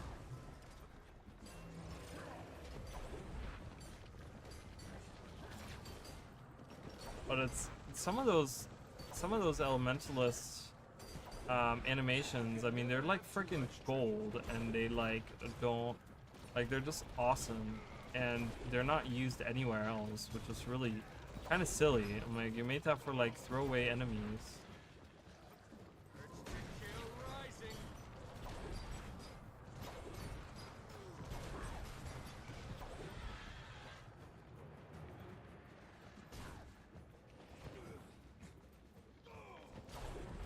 Alright, Flame Legion.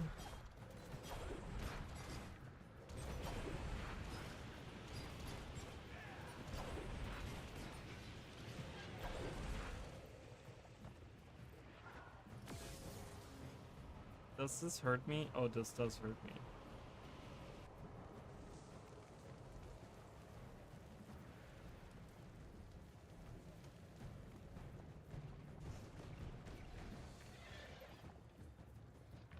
Already did.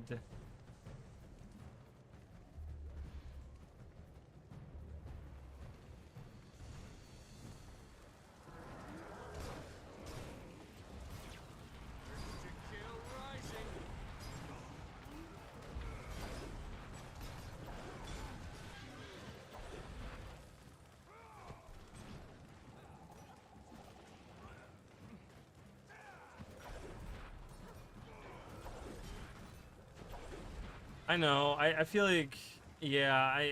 I would love for it to be the Flame Legion. What's his name? Ephraim. Ephraim, whatever his last name is. I would really like it, because that would be such a cool redemption arc for the Flame Legion.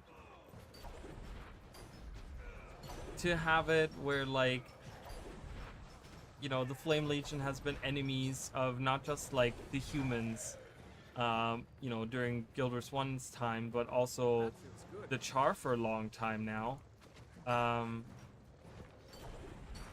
And having, you know, the Flame Legion Imperator become the Khan-Er, like, that would be so cool.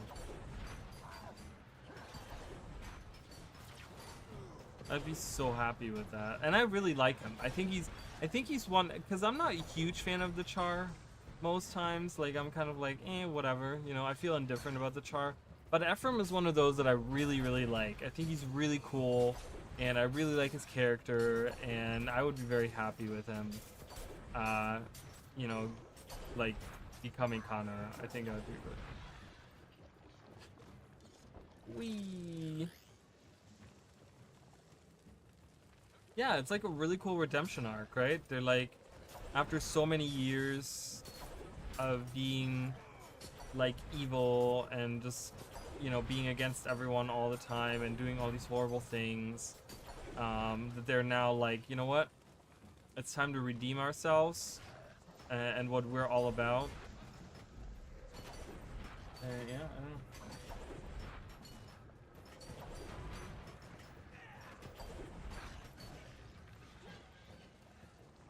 My question always has been though, like, so if they pick a Khan-Er, and I don't know exactly how that works in the Char thing, but if they pick a Khan-Er, does that mean we're gonna get another Flame Imperator? Or like, is he also the Flame Imperator as well as the Khan-Er? Like, is he just above the other is he just above the other, like, you know, Imperators or whatever?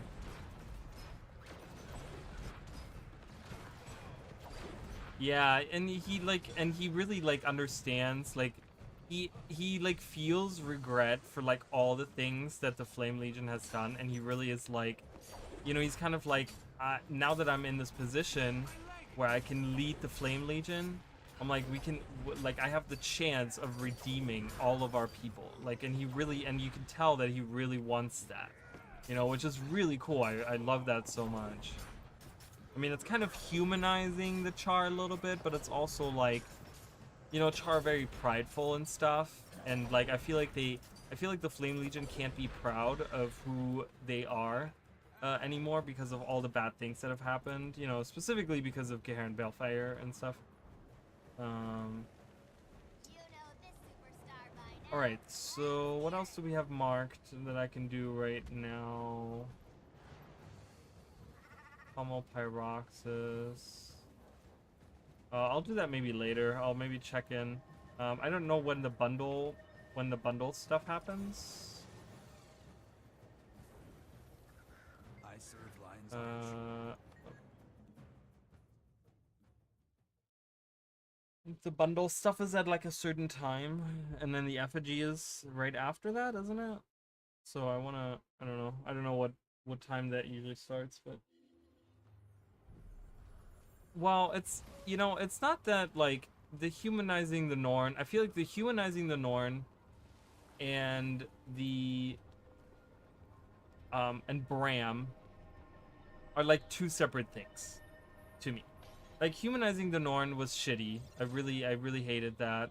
But I feel like that is two separate issues, because they not only humanized the Norn, but then they also made Bram like this, not just a crybaby, but he also is like this guy that doesn't learn, you know. And I really hate that, where like he gets mad at us because we get mad at him for doing stupid shit, and then he's like, oh, I'm sorry, and then he goes and does stupid shit again, and then he's like, I'm sorry, and then we're like, it's okay, but then he still continues to do stupid shit.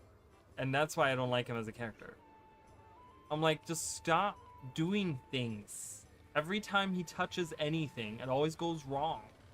And I'm like, just leave it alone. You're not good.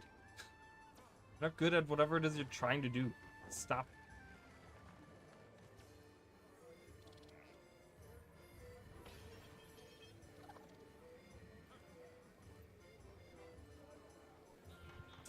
Yeah, well, but I mean, does it make sense? Like, because we're humans ourselves, yes, but you got to think, like, as a creative writer, like, does it make sense that you're making a race, you're writing about a different race that's not human, but then you're making them like humans?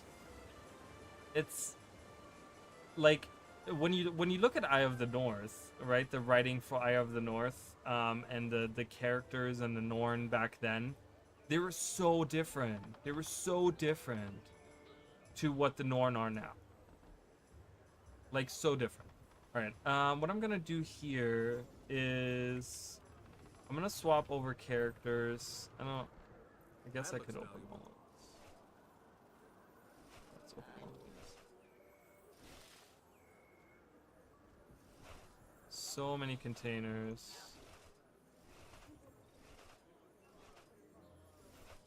I remember there was times where I didn't participate in festivals because they would just give you so many containers, and that was, you know, and back then you couldn't just open them. You couldn't just like right click and open all of them.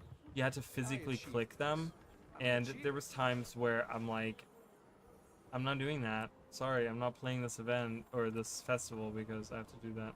All right, so we got some materials. Let's swap over and let's go collect some baskets. I'm gonna go around Tyria and collect baskets, you guys.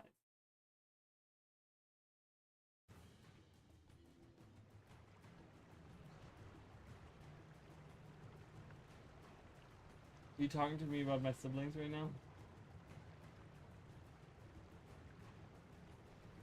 Yeah, I mean, I don't know. Is that really what's holding them back from writing interesting characters, though? Like, is that what's... I don't know if that's really what's holding them back from making interesting characters. Because they've had chances to make interesting characters and write cool stuff. Whatever. Oh, perfect. We've already done some of these. Identify some pieces of gear. Because I want to do my weeklies as well. Risen. We can fight some Risens. Someone stop that queen! Someone stop that wasp! Queen. Yeah.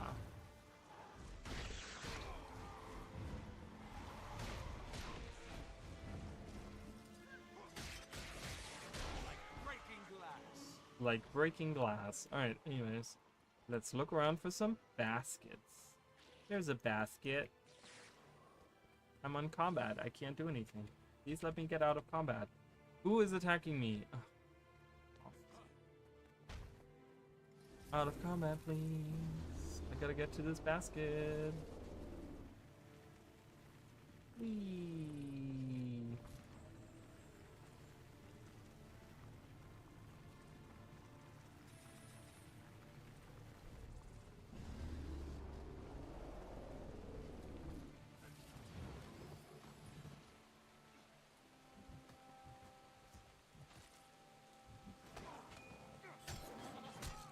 Gaining adrenaline. All of you die. All of you just get out and die. Oh, perfect. We can use our raptor. Excuse us, sorry, coming through. I'm just here for the basket. You guys can keep having slaves, it's fine. I'm okay with it. Me. I reject your feeble power.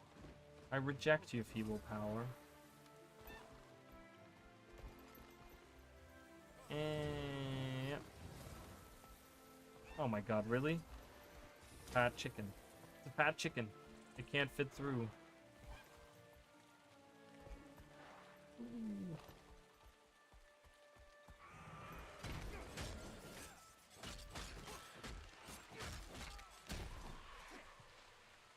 Another basket for me. There's another basket this way. Whee!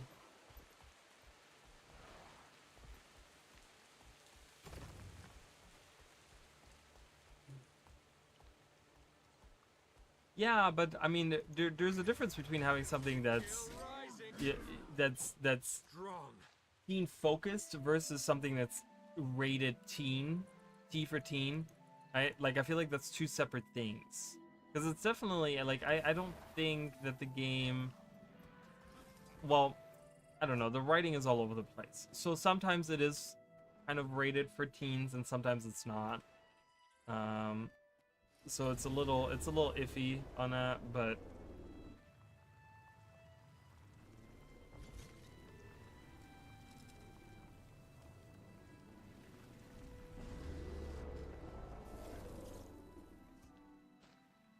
I guess the main point is that it's a video game, and I guess they try to attract, like, I feel like I feel like at times they think that with lighter writing, with like easier writing, like, you know, something that could be focused or targeted towards younger audiences, that might give them a wider reach of an audience.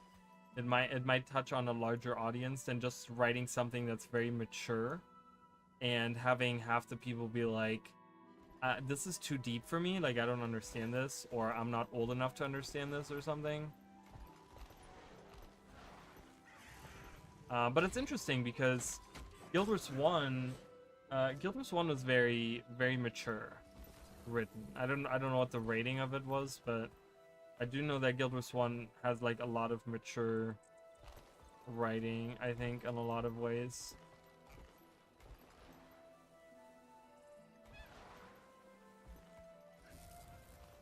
I don't know, and even with stuff that's focused on teen stuff, I think you can still like it's just that the writing is like all over the place, and sometimes it feels like sometimes the writers don't really understand their own world, and that probably comes from, you know, the like most of the original crew of Guild Wars 1 and 2 like doesn't even work at ArenaNet anymore. So a lot of them, you know, it's you gotta kind of imagine it this way, like there's no baskets anymore. You gotta imagine a little bit like this. So like imagine you come, you get hired as a writer to write a book series. I don't know. That doesn't happen. But I'm saying like, like a company says, hey, we want you to write this book series, okay? And you're like, okay. So you start writing like 2 out of 10 books. And you're like, okay, well, I'm fine. I'm looking for a different job. I don't like this job or whatever. I found a better opportunity. I'm gonna go to do a different job. And then so this company has then, you know, they want to continue because this book series is doing pretty good. So they have to hire other people to continue the book series. So then you kind of have like people taking over, right? Like writing the book series, and they're going to continue writing the books. And they might think, okay, well, you know, I read the first 2 books, and I really like them, and I really like the world, and I really understand a lot of it. I'm going to try to write it as, you know, in the same way that maybe the original 2 were written, right? So you get something that's probably pretty close to what the originals were, to the original 2 books. But then after like another 3 books, that writer is like, you know what? I found a different job. I gotta go somewhere else. So then you're getting a third person, right? That's writing, and then they look at like and maybe at this point, the company is like, okay, well, we need you to write 2 books within the next 2 years. So you have one year to write 1 book, okay? And they're like, oh, okay. So then they don't necessarily have time to go back and read book 1 and 2. So they just read books 2 and 3, or 3 and 4. I'm sorry. They read book 2 and 3 and 4. Do they really get the essence of what the world originally that was created was like? You know, in book 1 and 2. Right, where like in book 1 and 2, the world was kind of established in a sense, and there was all these events that happened and stuff, and they kind of talk about that. But like that third writer, you know, might be under crunch, and they might not have the time to really dig deep into these things, right? So what I'm trying to say is that like we're at the point where we've gotten all these new people, and I feel like they're probably under crunch in a lot of ways where they have to get certain things done. And I think a lot of these writers, they don't go back to Guild Wars 1.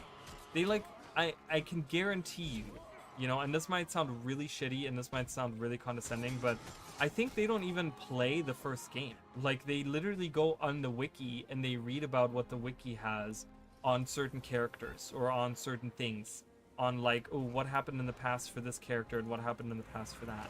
Like we know that like Indigo, right? Indigo is like the lead story whatever person, right? But she's not the only person that writes. Like she doesn't write everything, you know. There's other people that write stuff, and you can't expect all of those people, some of which probably are underpaid, brand new people in the company that haven't, you know, this game has been going on for a long time, and the first game was going on for a long time, that they know everything that's going on. You can't expect every writer to like have that in-depth knowledge about what they're writing about, you know, like because they have, you know, deadlines to meet on their writing, so they probably just kind of skim over certain things and kind of try to learn maybe from other people or something in the company. Yeah, and then I think that's where the shoddy writing kind of comes from, right? Because they like take over characters that were written before, and then now they're writing these characters or races or whatever, right? The race of the Norn. They now have to write like Norn, but like maybe some of these writers for Icebreed Saga and stuff, maybe those people didn't play Guild Wars 1 and they don't really know what the Norn are all about. So they kind of have like a vague image of it, and they try to do their best to kind of like do whatever with it. But in the process, they humanize it because maybe in their prior experience to writing, the only thing they ever wrote was like human characters. You know, you don't know how much experience they have writing other races and doing other things or whatever. You know, and I feel like in those times, you know, I'm not saying that it's like, oh, completely like, oh my god, but I think that sometimes things just fall through the cracks, you know, in those situations. That's fascinating to me. You're just they're good of writers who go this too. Yeah, I don't know. And sadly, writers have way more crunch time for book series than a year. Usually something Yeah, I mean, I don't know what it is. I just took an arbitrary number, but yeah, I'm sure they have like I've gotten all the baskets almost except for that. They just revive it. I mean, you don't have to play the game. Plenty of teachers that were good teachers were handed things. Yeah, I mean, I get that, but the problem is you're talking like you're not just talking about like teaching certain areas of the subject. You're trying to convey an entire world, right? Like the problem with not having the problem with having characters or having people write characters and races and stories and stuff in a well-established world with well-established rules and a lot of history and a lot of lore and a lot of like story and characters that have been in those places before and like all these things. If you don't know everything, then it's really hard for you to kind of steer the story in a certain direction that doesn't make it feel kind of lackluster. So I don't know. I just think that and I don't know if any of this is true. I could be completely off, and someone could say, someone from Arena could be like, no, that's not how that works, and that's totally legit. I mean, I'm just kind of trying to make an educated guess here on like how that all works, but I just have a feeling that I talk about this as well. Like this goes into the whole subject: is that basket above or is that below? I think it's above. Is it up there? It is up there. It goes into the whole, like, people are wondering why we're getting smaller expansions. People are wondering why we're not getting elite specializations, why we're not getting revamps on a lot of different things. You gotta understand that the current ArenaNet is not the ArenaNet that made not only the engine, but also the code for the engine, and has written this code for a long time. Again, you're taking over a book series that's well established. And if you say, like imagine, for example, the book series that you're working on, like you're an English writer and you're the third writer that comes into this book series. Like we go back to that example of the book series, right? So you have this book series, you have this book series that's going on, and you have to write the fourth and fifth entry into the series, okay? But the only thing that you have is like maybe you read book 1 and 2, but they're like crap, like they were originally written in a different language, so now you're kind of stuck with maybe a poorly translated version of 1 and 2, and you're then trying to make sense of the world with like a poorly translated thing. Right? So then you're sitting there and you're like, oh my god, I gotta work with this world that, I gotta, like, it's not exactly the same thing as working with an old engine or code, but it's kind of in the same sense where you kind of like, I don't know how to work with this world because I don't fully understand it, right? And I think that's kind of what it comes down to is like, it's an old engine with spaghetti code from 20 years ago. It's a 20-year-old engine, guys. That's really old for video game time. That's really old. That's really old to be working on trying to add new things into it. And you gotta imagine, like, some of these people, imagine this, just to give, and I give this example all the time, but, maybe different people are listening to this or whatever, but you gotta imagine, like, there's people working at ArenaNet that were born after the inception of the engine that they're working with. Like, just wrap your mind around that, right? It's a 20-year-old, it's going on like probably 21 years old of an engine, right? There could be like college graduates that are 20, 21 years old, right? That like when they were born, that's when the engine that they're working on was created, right? The original code that they're working with.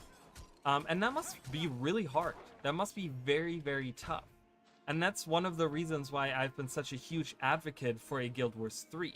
Because I still believe that ArenaNet as a company, has really good practices and rules and things that they want to do. But I think they don't, like, you know, they run into this issue of having this old code and all this. So I really think they could create, oh, we're done with this. They could create something really, really cool with having a new engine and like having a code that's a fresh code. You know, everything is like kind of like ground zero. We can build something up from there rather than having all these people come and go in this company, and they have no idea what any of this is, like any of the stuff in the code is, right? Like, sorry guys, I didn't mean to interrupt. I just get on my rants here. Okay, let me just read this. I've heard horror stories about the crunch to write Star Wars and Marvel. That sounds like a headache. I would never want to deal with that. That sounds awful. Truly, I'm not just saying that, but it sounds like, you know, I guess it's an honor to write for something like Marvel and Star Wars, but do you want to sit there and have it be like, you know, this could like make or break you, depending on like how well you do. You know what I mean? When you deal with like a big company like that. I mean, you don't have to play the game. Plenty of teachers. They just there's a lot of good culinary writers, for instance, that don't care or can't actually cook. But I know a lot about food and proper process to cook good shit. So me and my dad make a good team when it comes to dinner time. Yeah, I mean, I guess. I mean, you know, cooking is very simple though. Like, you know, you're talking about this massive game that has all these moving parts in it. Right, like that are all like, there's so many different parts to video games, right? There's like the map making and the model making and the like animators and the storyboard, you know, people and like there's all these different parts that go into it, right? Like it's a huge thing.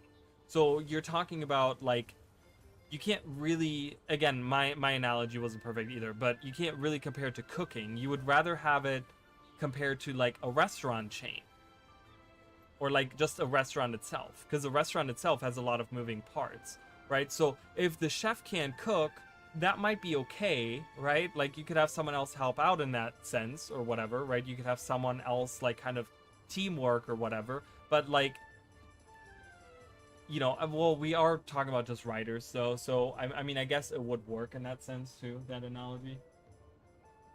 There's also an additional challenge of your script not being easy to translate in an interactive form or being butchered because of budget limitations. Yeah, I think hardest part of Forgildo Street's translation of the game to Chinese, French, Swedish, Spanish, so many other languages. Yeah, I think that's one of the things that they should stop. And again, people can burn me at the stakes, but I think that is a huge part of why everything takes so long, is having to translate it, because you don't, like, everything is voiced, right? So, but you don't record the voice lines one time for the commander, right? The commander's voice lines have to be recorded like, I don't know, 40 times, you know, because it's like a lot more than that. It's probably like closer to 100 times. I mean, I don't know how many languages there are, right? If there's 5 languages and we have 5 different races, so that's 10 voice lines for English, and then if we have 5, that's 50 times. You have to record those 50 times. And that's just the commander's lines. They have to be recorded 50 times if you do 5 languages, you know? That's crazy. Had an interesting concept with highlights, which highlights the ambitions and creativity of the writers. The problem was execution, and it's like, yeah, I just think that, like, Icewind Saga, I think, gets bashed a lot. I think Icewind Saga was fine the way it was until Champions. Until, you know, from, again, we don't really know what happened, but I think we can all kind of agree that there was probably something going on internally. You know, there was the firings going on. There was like NCSoft coming in there, kind of like telling them what's up. I think there was a lot of like, it was doing just fine until that moment, until all of, you know, all of these things were happening. I think they were doing just fine with Icewind Saga. If we had gotten a proper like Primordus saga of the story, I think Icewind Saga would have been just fine. It would have been the best writing ever, would have been the best content ever. No, but I think it would have been just fine. It would have fit in.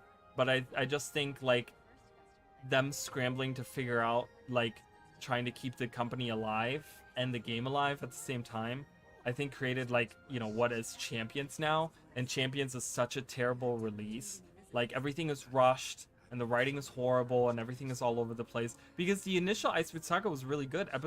Prologue, episode 1, episode 2, like those were really good, but from that point on it kind of started dropping off a little bit.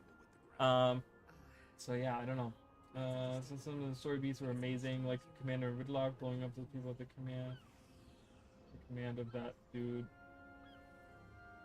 Oh yeah, going into that bunker. Yeah, that was really cool. Yeah, that was a cool Durmag whispering at the start of the instance. Yeah, I agree. I agree with that. I mean, like I said, Ice Fruit Saga, Ice Fruit Saga, I think was not bad, right? Like it's just the very end of it that's just felt very rushed and very, and again, I fault NCSoft for that. I don't fault ArenaNet for that, because I really truly think that ArenaNet would have never released Champions the way that it was. Because I remember that they were like, that all of a sudden they were like, oh yeah, so the last episode of Ice Fruit Saga, we're gonna kind of split into 5 parts, and you know, da da da da da, and it was just kind of like, what? It was so strange. It was so weird, and it was not what ArenaNet was doing up until that point, and it felt very out of place. So I fault NCSoft for that 100%. Until I'm told otherwise, that's what I'm sticking with.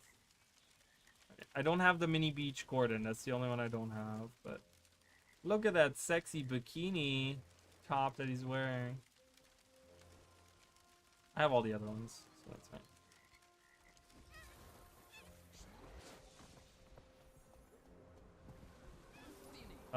Weekly. What do we have for weeklies? Oh, I guess do I want the home? Do you guys like the sun-grown ones? That's really expensive. I don't know if I want that. I mean, they look cool, but do I want to spend 5 gold? I don't know. I want those.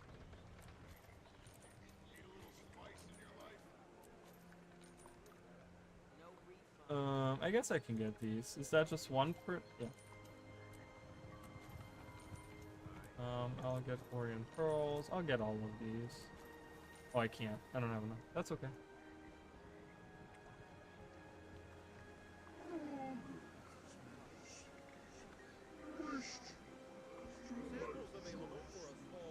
This is strange to me. Does anyone understand this? Why would I buy these?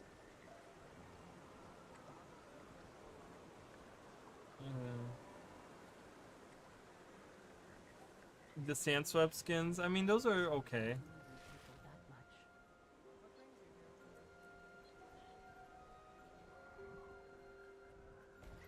Those are okay. Alright, do we know when the plunderer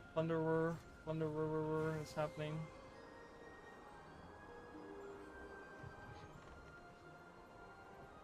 Is there a timer here?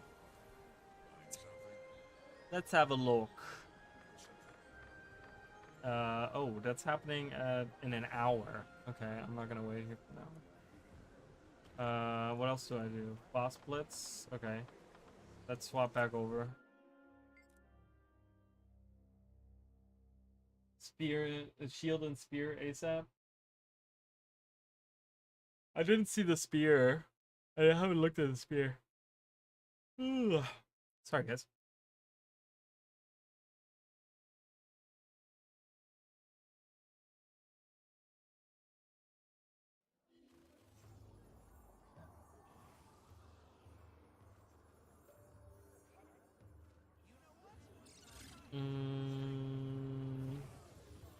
Sorry, I'm just checking something.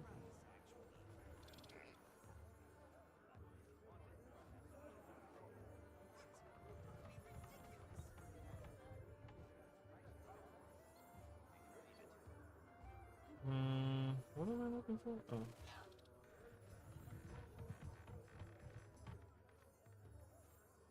What?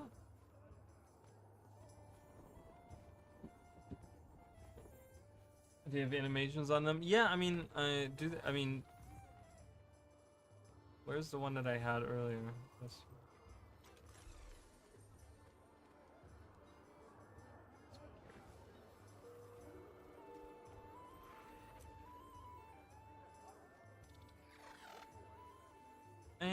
I mean, I don't know. I mean, I might get the spear, you know, who knows?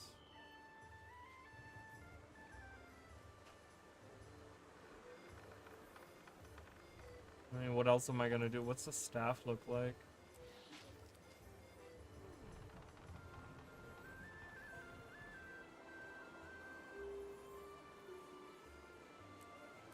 I mean, that'll be kind of cool for my Earth Elementalist to have. Another hard to find ingredients. So, just for that, I guess, you know, so.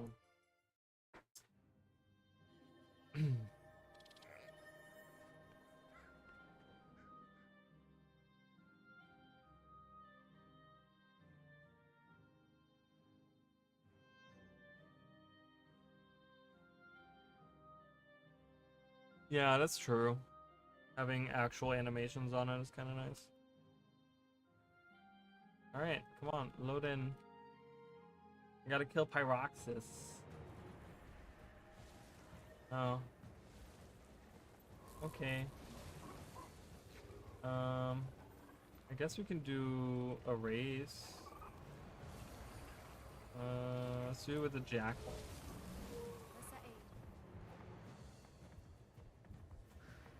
So the race is going on right now. Maybe I'll do the race.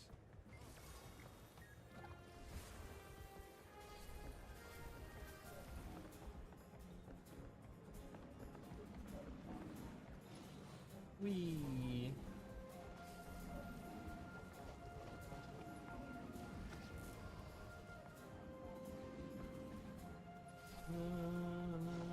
Oh, oh, oh.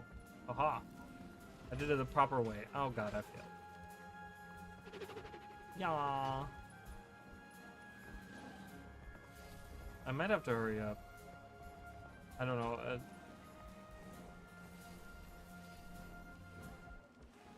don't know if I'm gonna make it. I don't know if I'm gonna make it.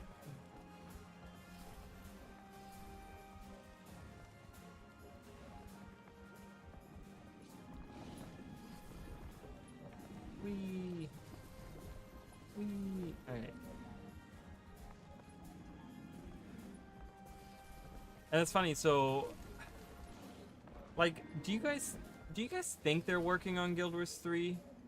Like, whether you agree with the Guild Wars 3 or not, like, do you think they're working on one? It's really interesting because I know that they recently had the whole like meeting or whatever, and you know, people are talking about like, oh yeah, you know, the NCSoft okayed like a Guild Wars 3 and stuff. I guess some people are taking that as like 100% confirmation that they are working on Guild Wars 3. Like, is that true though? Like, is that like, is that 100% though?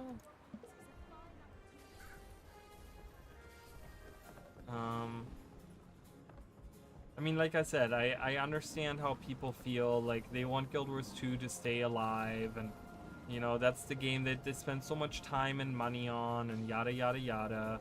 I get that, but I really think that it's time for ArenaNet to venture out and do something different. Not different, but like something else. They can still do an MMO, they can still do an MMORPG in the world of Guild Wars. You know, they can still do I think Guild Wars as an IP, like the world of Guild Wars and stuff, is really well established already. So I think that it would be in their best interest.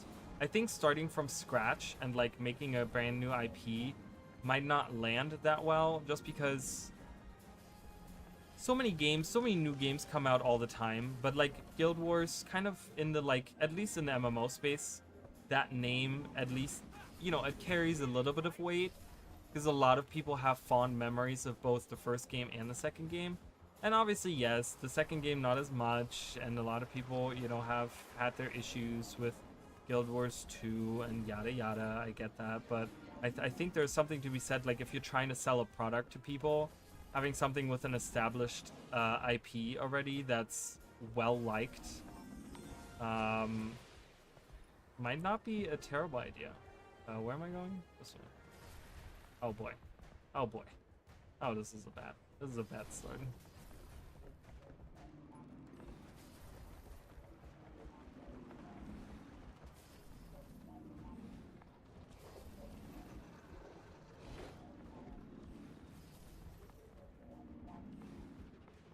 Wee! Oh, that was way too early. Well, I messed up there. It's so hard to get that right. I can do it much better on the Raptor. I can't do it on the Jackal. Can't do it on the Jackal. On the Jackal. Jackal. Tamini. Tamini, Tamini.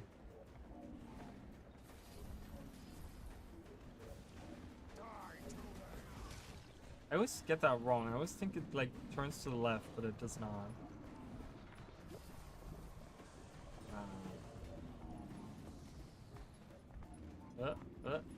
Wee. Wow, the lag was real there for a second.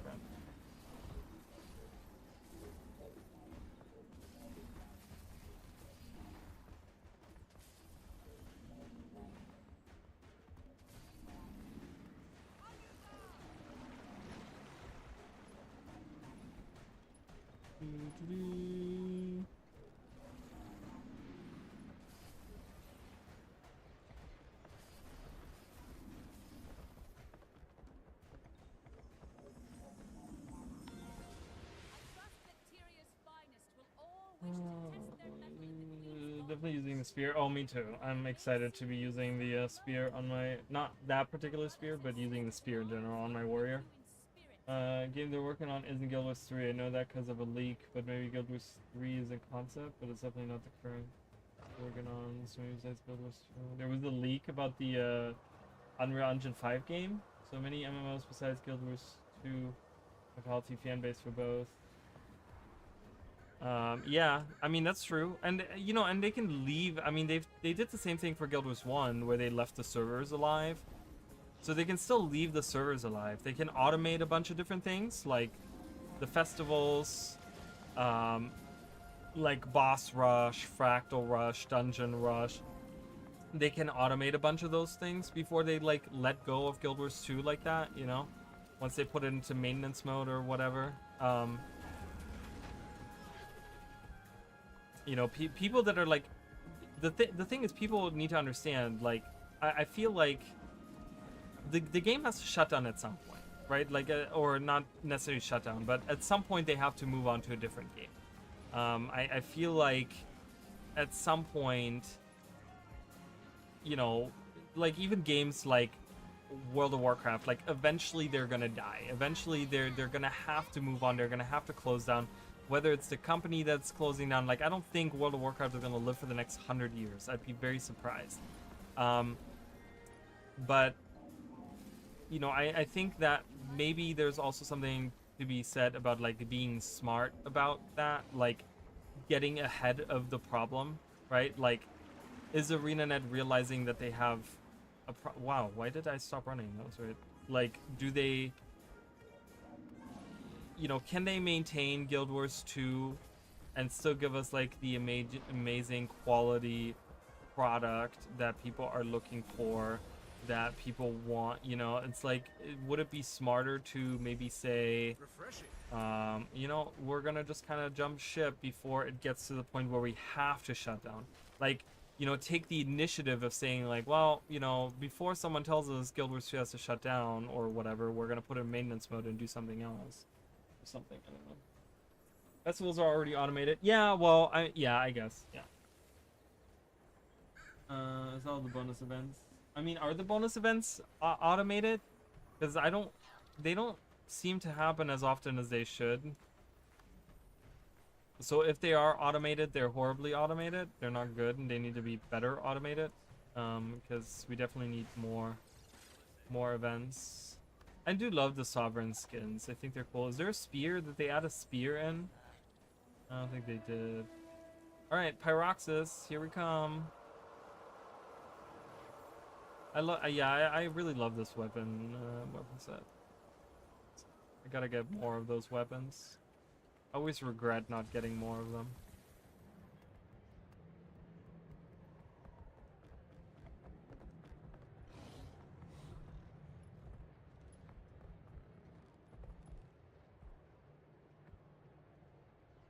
Really? Well, then they're horribly automated because I wish there should be more.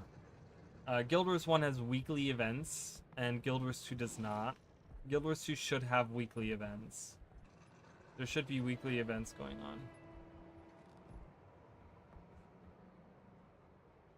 on. People are craving a Warcraft 4 or a new StarCraft 6 is so again they're gonna release like can. Let's hear it. Yeah, there he is. Hey buddy.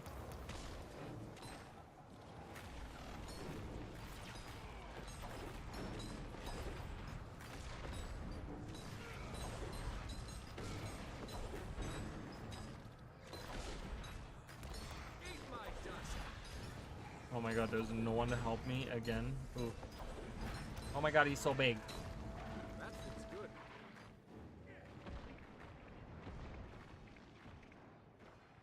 I need help.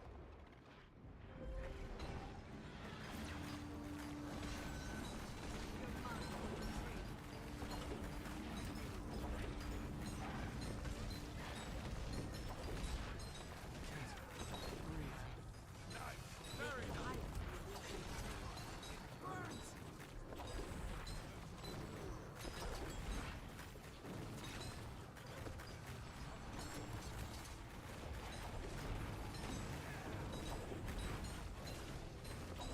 They get patched over time. I mean, if they do, that's good. Well, I know what I mean. I know what the events that are going on. You know, it's not that but honestly, there's many months where nothing happens. I think right before Super Adventure Box, there was like nothing for many weeks. Like, I want to say there was nothing for many weeks.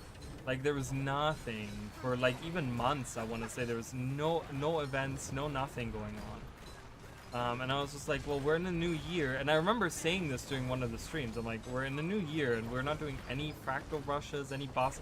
I even said this where I was like, didn't they say they were going to do them more often and automate them and like all this stuff? And they didn't. So I don't know. I mean, we got a lot. Usually when they do them in bursts, right? So when they do them, they're like, oh, we're gonna do a Return 2, and then a week later we're gonna do Fractal, and a week later we're gonna do Dungeon, and a week later we're gonna do Raids, and a week later we're gonna do Fractal, and we're gonna do Strikes, and we're gonna do this, and we're gonna do that. I think I said Fractals twice, but anyways, point being, they do them in like these bursty type, right? They do them in bursts. Oh, I didn't even see you down over there. Sorry. Rather than like spread them out. I wish they would spread them out. I don't need to have Return 2 and Fractal Rush and Boss Rush and Dungeon Rush and Strike Rush and Raid Rush and like all these things all back to back. Spread them out. Spread them out. Do one a month. You know, there's 12 months in the year. Spread them out. But there's many months where they don't do any of them. And that's what I kind of like. I'm like, just then that way you always have something going on, you know, because that's kind of what the point is. I want there to be something going on, like always. I want something like, you know, oh, you know, we're getting a Fractal Rush next month. Like there's not a festival, there's not a release, but at least we're getting Fractal Rush. We have that, you know. The bursty thing is weird because you wear out your player base, because it's then like every time something ends, like the boss rush ends, and then you go immediately into dungeon, and then immediately into fractal, and immediately into raids, and immediately into strikes after like 2 months, and then in between that you have a festival going on. By the end of that, people are worn out. They're just like, I don't want to play this anymore. Like, I need to take a break. I've been playing all these different events, so it's like. But then, like I said, early in the year, I think it must have been around like February, March, we didn't get anything. And I'm like, well, you're not enticing people to play your game because, you know, you're not doing dungeon rushes, you're not doing any of those things. Alright, Kurai is the last one this time. Everyone rush Kurai! With bombs and flame walls and knockbacks and all the fun stuff happening. Attack! Oh boy, I got teleported. See, this teleport sucks. I can't glide right to him. That is a sucky teleport right there. I'm not okay with that. That I will agree on sucks. Donkey butt. Please let me get to the fight.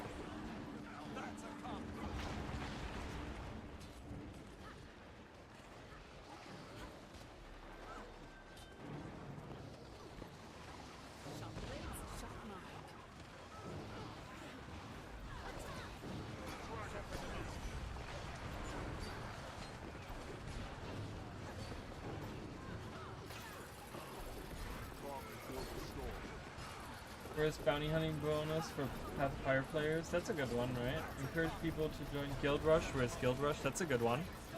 I like it. That's a good idea. New stuff to burst. They need to spread it out better and add even more. Ideas bonus seemingly excuse to add in. Yeah, I mean we've come up on stream with like a ton of different things, that they could do.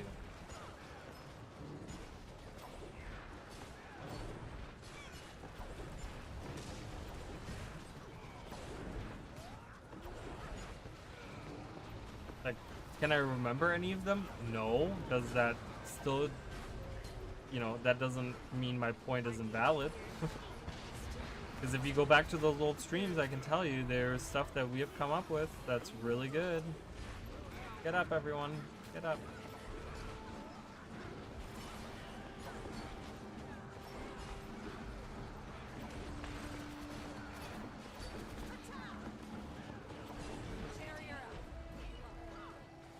We did it.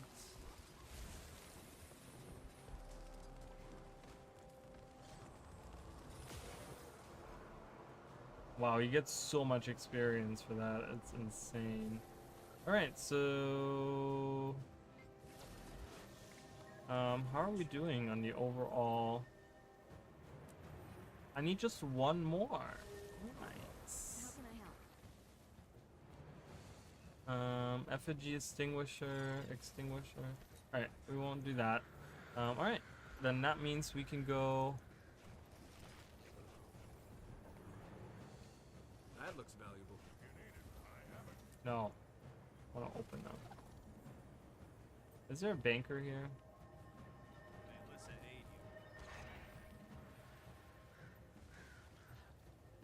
No. Until next time. No, that's okay. It's fine. Jade Bond Rush? Well, I don't know about that. No, but there's like, you know, they could do a race rush where like, you know, where you can get like more racing medallions if you're doing races around the world for a week, you know. I don't know. They could do an adventure rush. There you go. Adventure rush. I mean, there's so many different things they could do. You know, and I mean, it's really not that hard. Like, if you sit down and probably think about it, you can come up with a lot of different ones. A lot of different things they could do. We do have a banker here. Let me just. I don't want those. I have a lot of these essences. It's kind of crazy. I'm keeping these rift extraction thingies now.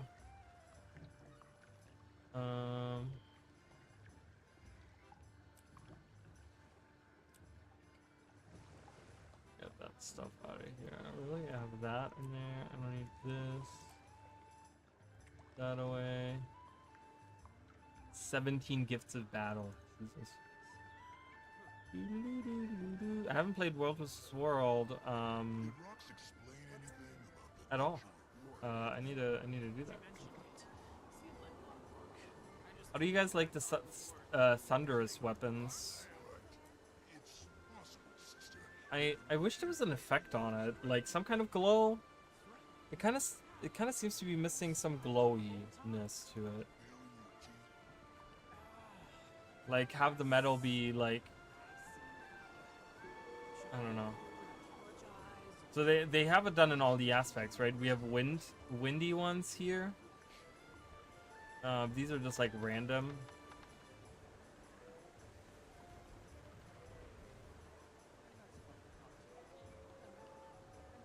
Find everything you need. But they have wind ones, sun ones, thunder ones. So they have it for all three aspects, which is weird because they have more for the wind than they have for the other. Right? Kind of strange. Yeah, it's an awesome design, right? Like, I'm not sure about this. No refunds. More people should learn to barter. yeah, I don't know. Oh, look at this character here. Infusion Central right here. Find everything you need. Right here too. Like, do people think their characters look good like that? They must, right? Like, they must think that their character looks good like that. Like this guy right here. Like, this guy probably thinks his character looks awesome. Such an eyesore. It looks horrible. Let's see the color of your coin. So tasteless. There's like no theme to it. You know, because you have Void, and then you have the Aether Blade, you have the Confetti one, you have the shoulder one, which is the snowy one, or maybe that might be hers. I don't think that's. What else do they have? Oh, they Cherry Blossom one, that's in there. No profit in the eternal I mean, it's just like, oof, rough. All right, so we have another like 20 minutes before the plunder event. Knight's Flame for Mesmer. Knight's Flame is nice. What brings you here? I do like the Knight's Flame. That's good for Mesmer. That's good for Guardian too. You could put that on a Guardian. Has kind of a bluish flame, bluish purple flame. See the color of your coin. See, the problem with Mace is not very many classes use Mace, so it's kind of like, eh.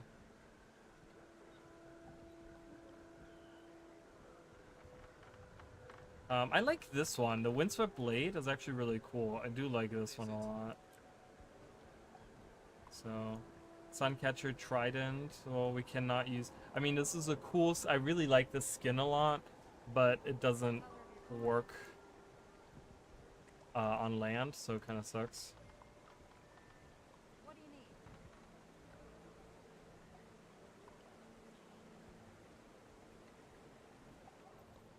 Melissa aid you. Yeah, I haven't gotten any of the Zephyrite's weapons at all unlocked. Need a little spice in your life? But these are kind of cool. Zephyrite's sword. I mean, the effect is kind of cool on it. I like it. Longbow. Great sword. Ooh, the greatsword is kind of cool. I like that a lot. That's a huge blade.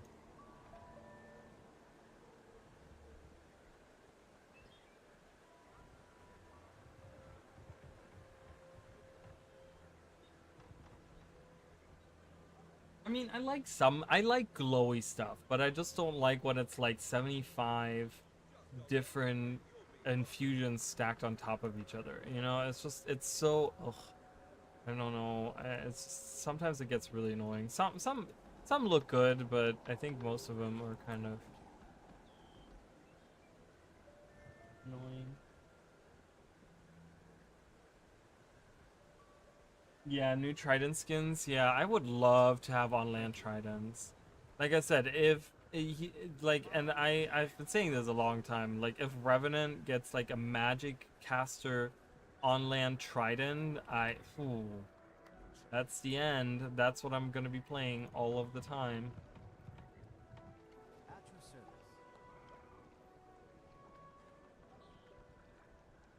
Bubbles' best buddy. Got this. He does not look like a necromancer at all. It's kind of cool. I really like how some people are very creative, right? And they make characters look like you could never guess what their profession is just based on what they look like. Like this, for example. Like, he clearly has an infusion on him, but it looks tasteful. There's like a theme to it, right? There's like a certain theme. What is he? He's a berserker. There's a theme to it, you know, and I like it. It looks good. Refreshing.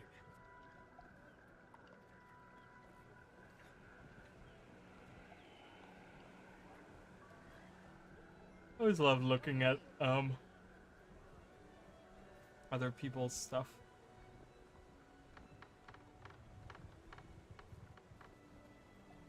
I will tell you guys, like, half of my fashion is always inspired by other people.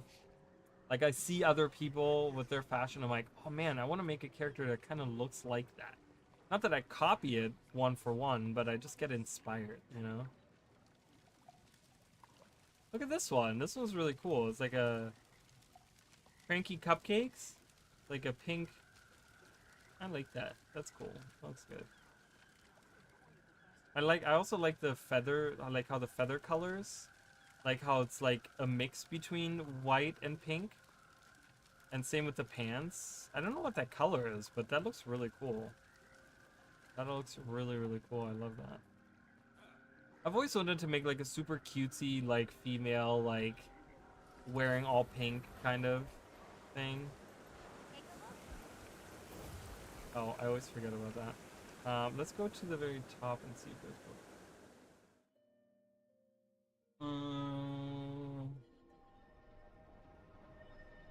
then having varying new weapons for each class. Having wholesale new one weapon for all classes is a simple solution. Make the land trident for rev work like the one underwater, where you do different types of damage. I think that thing, like, where you do different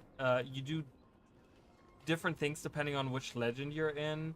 Like, I not only think that that's like the coolest part about the trident, but it's also something that I think every class on the Revenant should have. I think every class should work like that on the Revenant, right? Like, to me, we're still kind of missing the trade-off. Well, I mean, I guess there's a trade-off of having different legends. You can legend swap, because you're kind of locked into using specific utility skills based on which legend you're in. And, you know, I really wish that there was, like, I don't know, I just really wish that all the weapons worked like the trident, where depending on which legend I'm in, the weapons do something different. I think that would be really cool.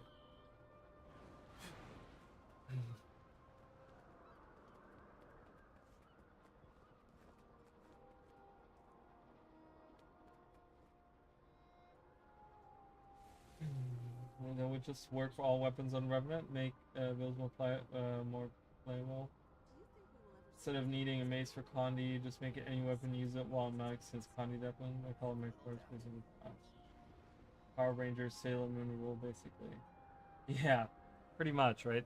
But yeah, so I 100% agree. I really wish that all the weapons worked like that. I think that would make Revenant so unique, and I think that would solve a lot of issues of I don't know, like balancing. Look at these guys. Do you think they know each other?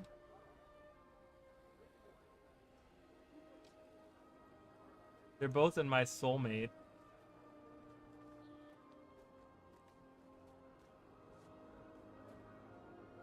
They're both not wearing shoes. I don't know if they have the invisible slippers or if they just didn't equip any shoes.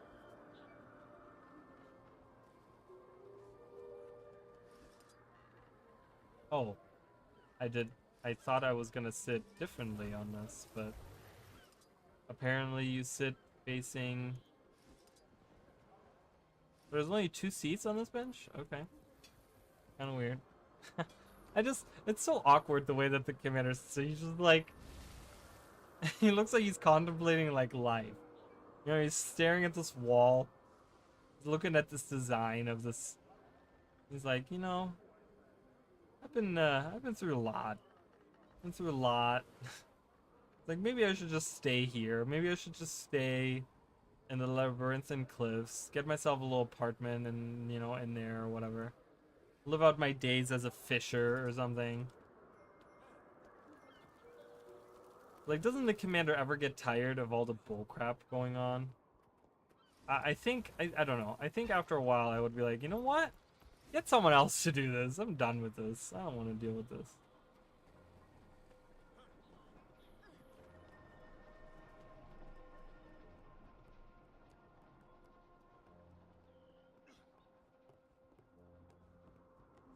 Alright, we have another 14 minutes. Oh, there's an event going on. What are we doing for an event right now?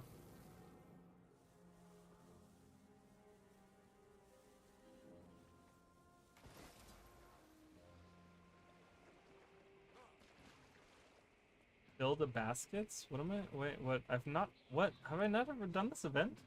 Fill a kite baskets. Swim with empty balloons. Swim with empty balloons. What do you mean? What?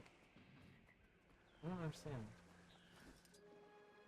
Swim with empty balloons. I have never done this event in my life. Kite guide. Hello. Good to meet you. What's involved? Sounds like fun. Okay, so I see there's a thing on the far side. Do I collect this? I have never done this event in my life. This thing right here? What do I do? Collect this?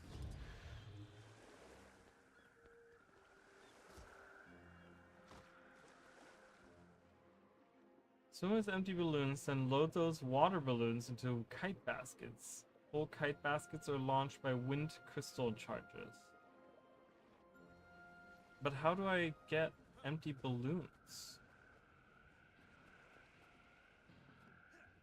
I don't understand.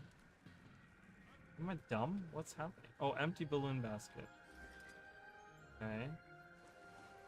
Swim with empty balloons. Okay. And then what? Bring it to the baskets? Got it.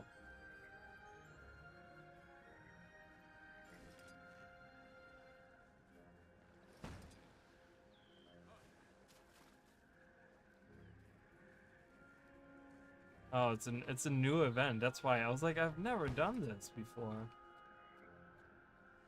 Okay.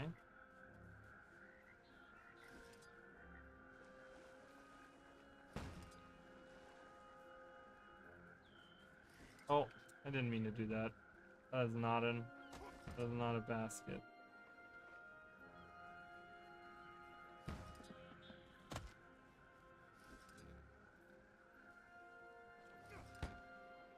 Full crabs are launched by.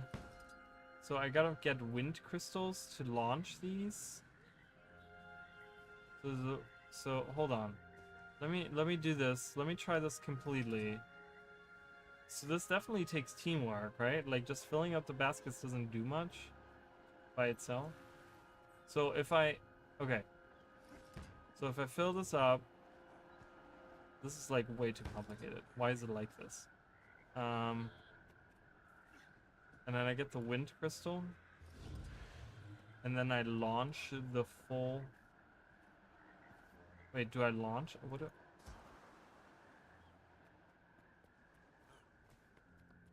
I don't understand. Can I help you? Good to meet you. So I guess I gotta bring that to her. No one else is doing this, so I'm not gonna even finish this, but that's okay. Doesn't count towards anything, just the weekly. I mean, it probably counts towards the weekly, but this is kind of weird. So I go over and I just give this to her, but it doesn't.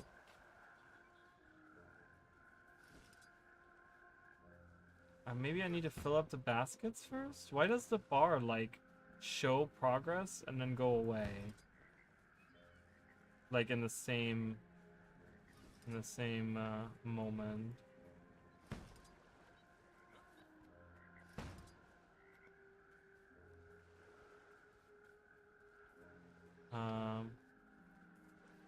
Is there more? I need to get a balloon.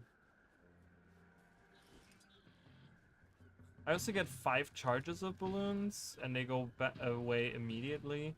This event seems not thought out very well, but maybe I just don't understand it. It could just be me. I'm not sure. Alright, more baskets just came down.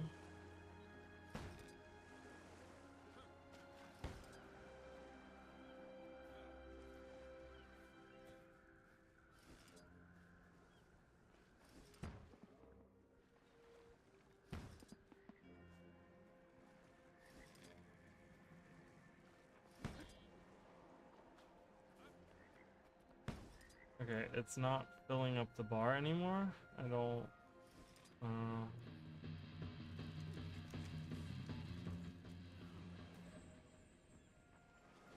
Okay. I got gold. I did it. Woohoo, I'm awesome. What a weird event. That was strange.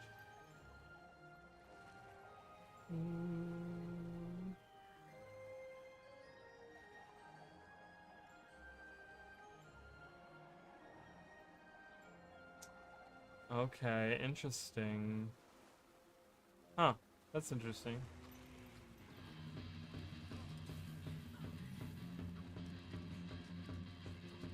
What is it, Magic Juggle? That's not what it is.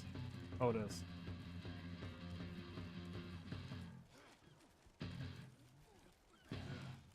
They really allow Satan as a name? That really surprises me that that is not blocked out.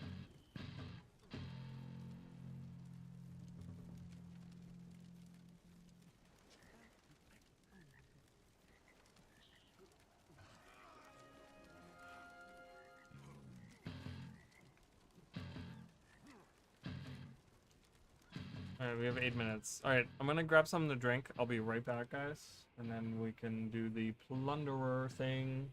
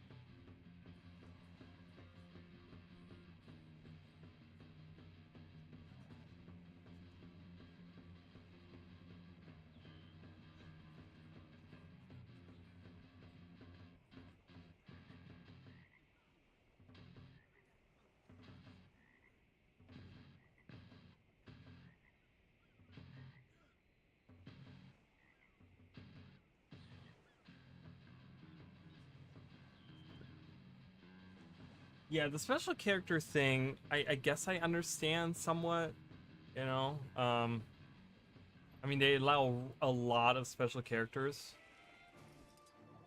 So I understand that, like, a lot of that, but Satan, like, straight up Satan is allowed, that's really surprising. Because I've seen like, way less, like, horrible, not horrible, but like, I guess offensive, I don't know. I guess someone has taken offense to that. I mean, I don't care. Like, I don't, you know. You can name me a character or whatever the hell you want to. I don't care.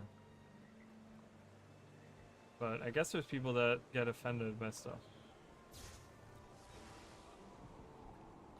Imagine that. Tiny Timey. Look, it's Timey, guys.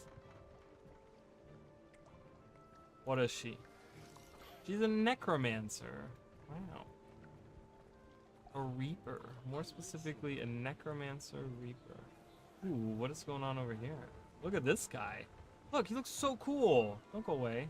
I want to look at your fashion. He disappeared. What a jerk. I was looking at your fashion, you crazy. Spice in your life? I don't need spice in my life. Thank you, though. My life is spicy enough. You.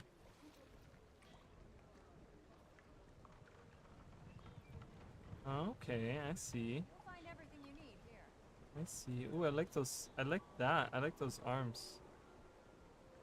The gauntlets? What are those? So, what brings They look you? really cool. I don't know what those are.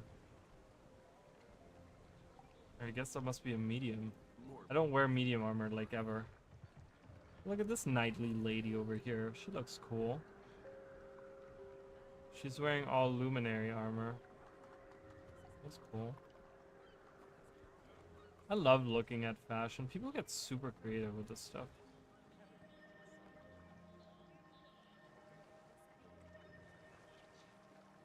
The Legion calls.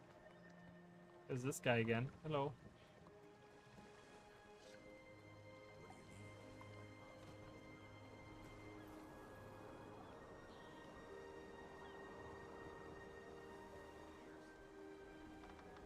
Eat my dust. Just can't see it. Oh, maybe? More people should learn to bargain. I mean, it didn't look like a special character, but...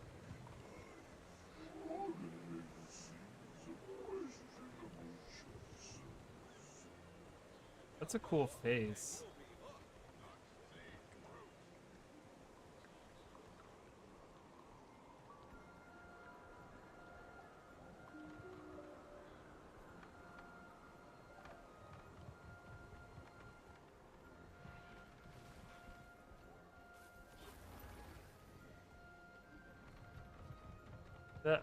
This is weird. Like, the shoulder and the legs don't fit into any of the other stuff. Is there like a... Looks weird.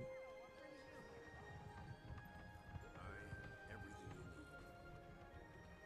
need. See, you would never expect this guy to be a guardian. He's like... I mean, he has a little bit of blue, but he's a lot purplish. You know, he's using that outfit, and then he's purple. Oh, look at this guy over here. What may I offer you? Melusa aged.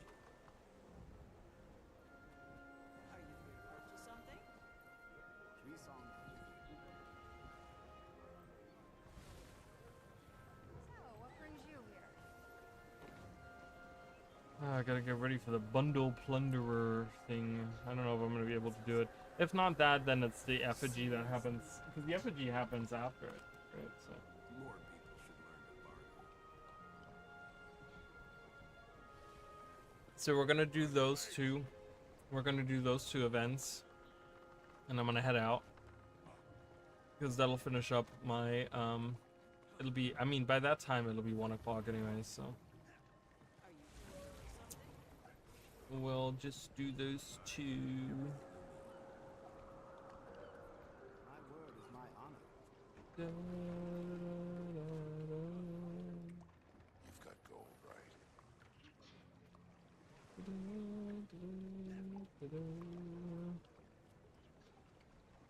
It starts right here, doesn't it? Where does it start again? I don't remember where it starts. Does it start over here? I don't remember.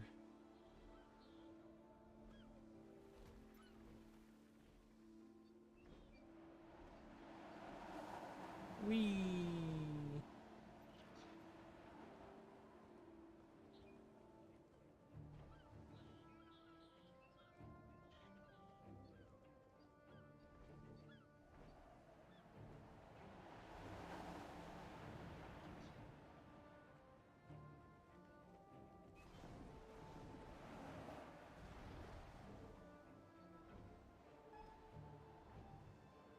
The last kite. Yeah, it should be starting. There it is, in 5 minutes. Starting in 5 minutes.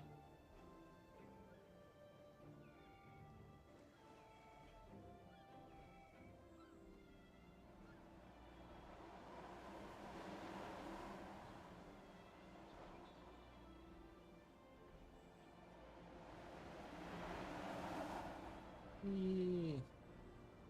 I love the texture on the balloon.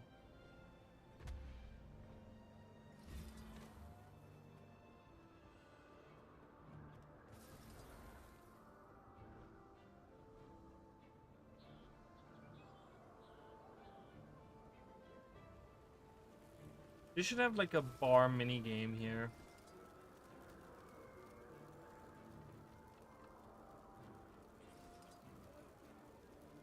Like a mini game that deals with something like making drinks. It starts down here. Okay. I'm jumping.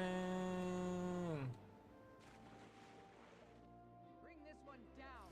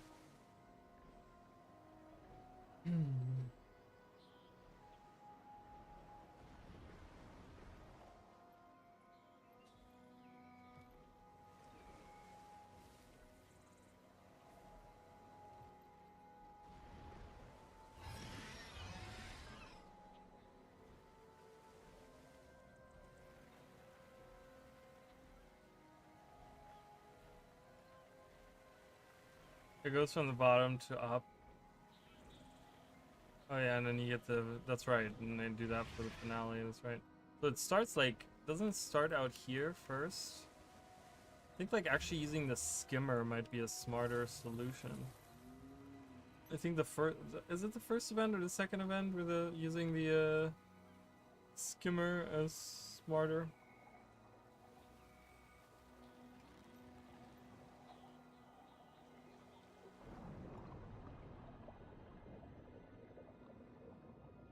Oh yeah, for sure. Unbringable levels. Yeah, you can definitely level up your character. Still trying to think of like what character I'm making.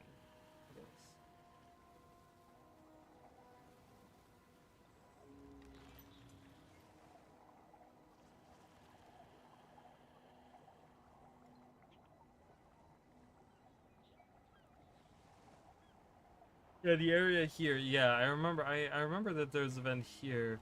So I think one event starts out here, and then a second event starts here, and then there's a third event that's like further up or whatever, right?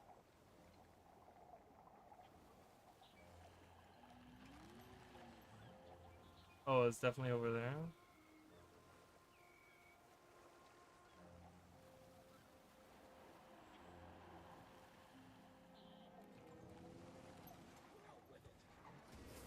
I guess that's why a lot of people are on their sky skills hanging out right here, because they know that's happening here. Alright, let's do it. 45 seconds. I'm trying to just get 250, but it's so hard to do that sometimes.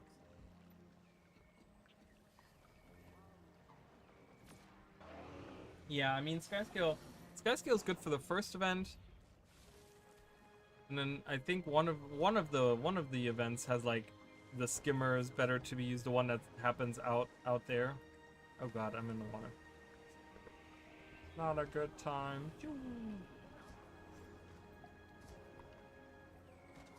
Imagine I love the idea of the aspects. I really wish that they would make some kind of, I don't know, elite spec around aspects or something. Pirate coins have been dropped round the cliffs, high above, and deep below. Use any skills you got to find them.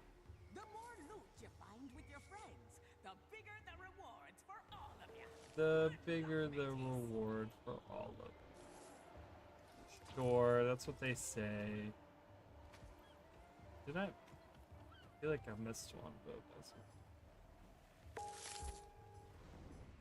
You're all doing great. Scoop up as many coins You're as you all can doing before great. We've time already runs out. reached, we're already at the mark for it. I literally just started and we're already done. Cleared the first round of the hunt. Keep it up. And it goes on for 5 minutes and we're already done. I wanted to see how high it goes. Look at how fast the counter is going. That is insane. I wonder what's the highest ever collected has been. Or what the highest possible even is. Like if every person on the map participated and you had a full map, what would that number look like? Like 10,000? I don't know. I mean, we're already at 1,000, but oh, there's a bundle there.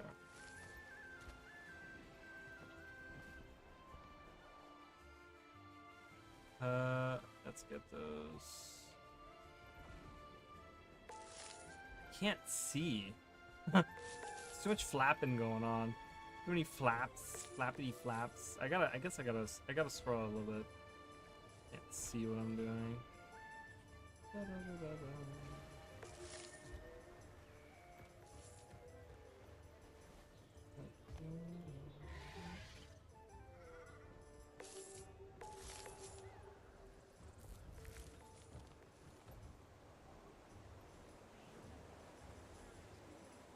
$14,000? That's so much. That's so much. That's a lot.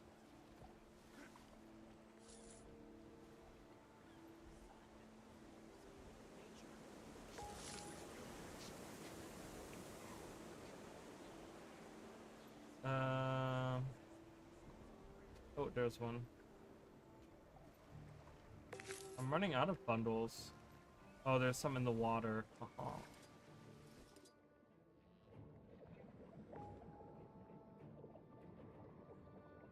I'm running out of bundles.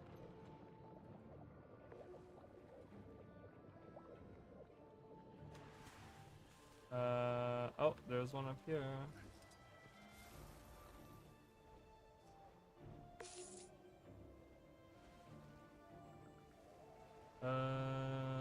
Oh, there's some way over there.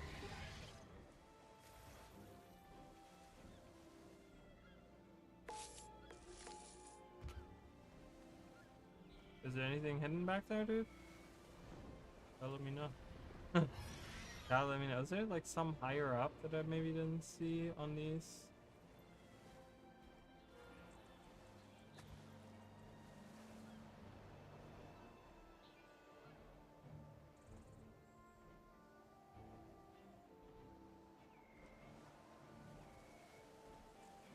Wait, did I get all of them already? Okay. I feel like there were some really obscure ones that I didn't get, but I don't see any. Just double checking this area. You're all doing great. I have a minute left. That you can before time runs out. A minute left to see. How many did I get? 68. Please let me. Oh my god, I can't. Oh, crap.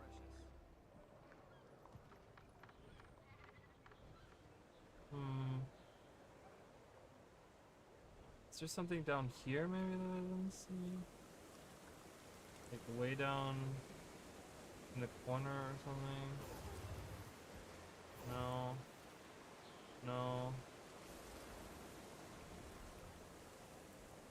This is the cap, so I'm missing a couple of them.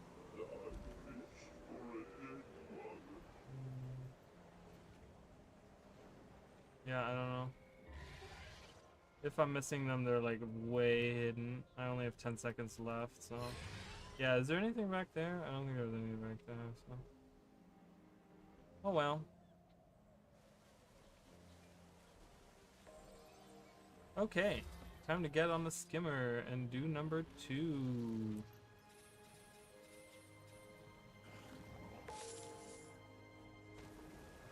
Oh, really? I can't grab that? Jesus. That looks valuable. Alright, I'm gonna do stuff underwater first. This one is a lot harder because they're very spread out, like all over in the underwater area. So it's tough to get, I think, all of them.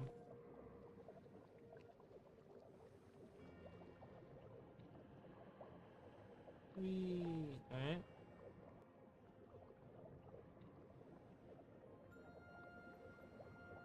And they're like in these strange corners too.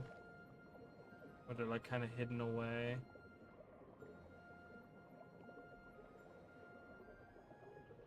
Yeah, I know. YouTube streams are like always way behind. Incredible! We've sailed right through the second round of the treasure hunt. We're already through. Yeah, we're already through the second round. See, there's like way hidden in the corners here. Oh. Yeah, there's one here. I don't know if you guys saw that one on the far. Look at this. Look at these hidden away. Like, this is inside of this rock. And I can't even get it. I can't even get it. Alright, whatever. We're leaving it. We've got to get to the meat and potatoes of it.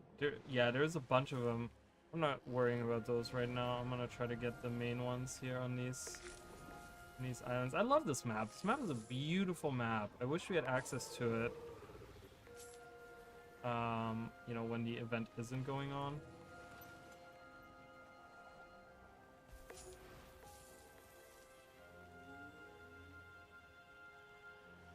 When the festival isn't going on. This would be a really cool open world map. Alright. Go up here. Get this guy. There's still a bunch in the water too. God, and there's a bunch up there. I'm never gonna get all of these. I was trying to get all the ones in the water and then get on the sky scale and get all the ones that are like up in the air. But everything's so spread out. There's a shark. It's all bad. Bad news. There's a bundle there.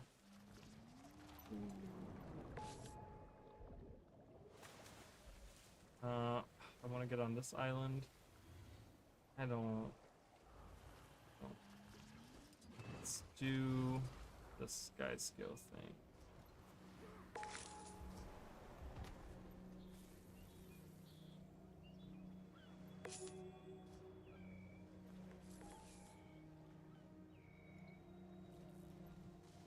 Yeah. Yeah, I would love to have actual story happen here on the map. Like, actual, like, events and things happening and... Oh god, where's my screen doing that? This... 1... 2... There's some bundles down there. There's a bundle here. Oh god. Bundle here. And here. And over there. And on that left side there too.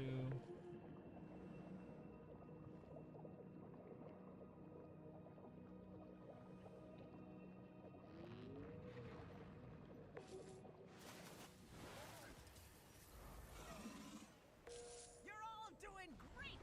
Scoop up as many coins as you can before Alright, time I'm gonna runs try out. to get... I only have like 30 seconds left. I gotta get across the map. Did not plan this correctly. I'm trying to get on that island because I know there's a bunch on that island there.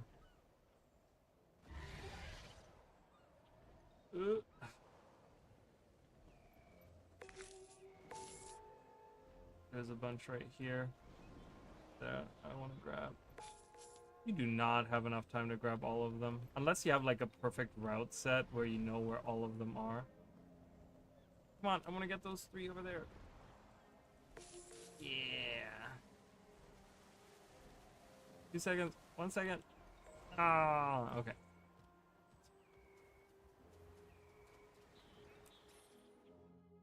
Next ones are they up top? Oh my god, please just load faster. Jesus, everyone is trying to load it. Yeah, they're up top. Okay. I remember hearing stories of the ground.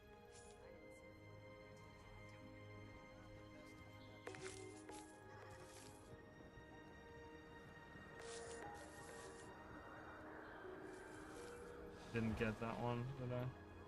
I did not. And there's one in this corner here that I can't get on my sky skill. Really annoying.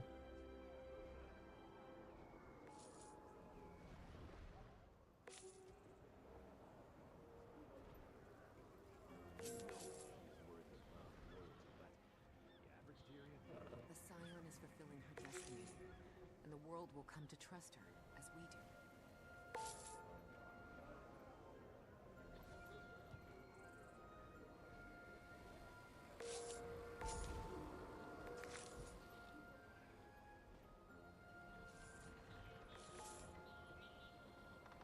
All right.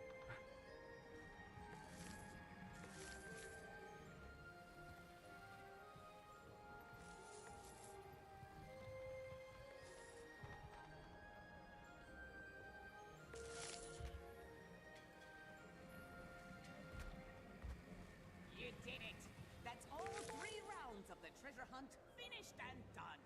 Congratulations! All 3 rounds are done. Wanna test your I don't think I'm gonna get 250. Like, not even close. Maybe I was wrong.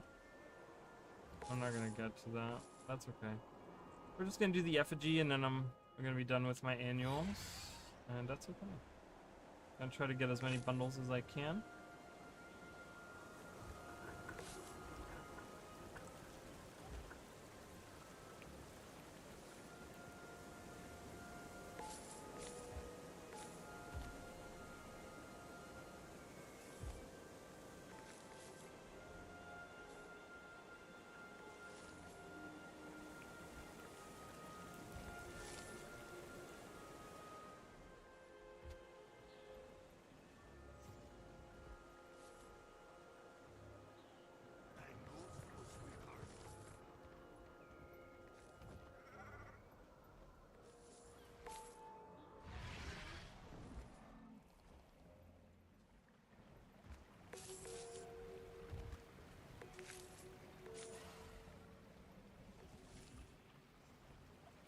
So many for this one, though.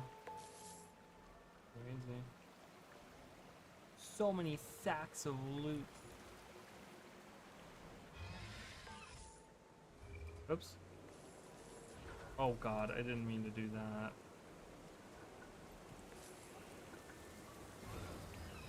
Uh-oh. Waterfall. Ah, another waterfall. Jesus. Okay. You can never have too much treasure.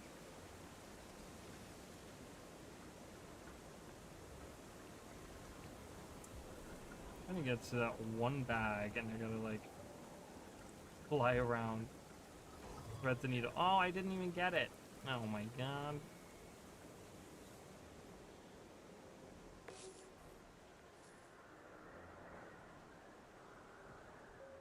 That's okay.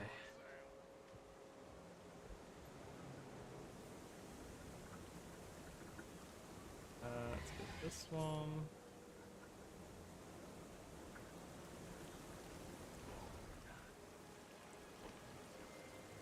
I can't get that one. I want to teleport back up. See what I'm missing up top.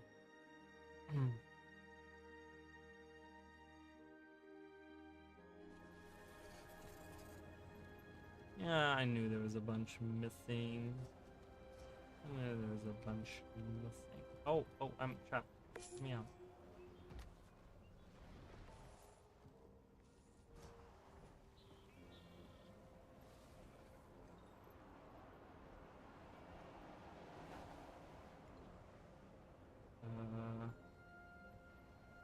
Wait, weren't there more that I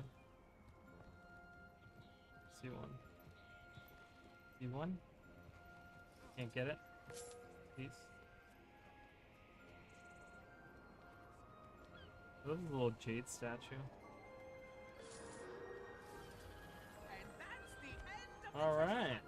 many did I Go get? and talk with the Oh, treasurer see, before I'm you like cash out. always. I'm always too like. Answer those I soon. did say that. We'll be Oh running my more god, look at treasure this. hunts soon. On I had behalf of the 250. captains, it's been a right I'm special literally at service. 99. Like, come on. Not sure these projects. So annoying. You can never have too much treasure. Alright, let's do it. I'm here to entertain.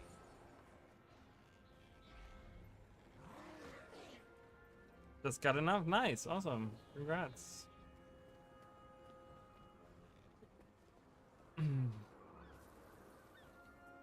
Alright. Forget your troubles.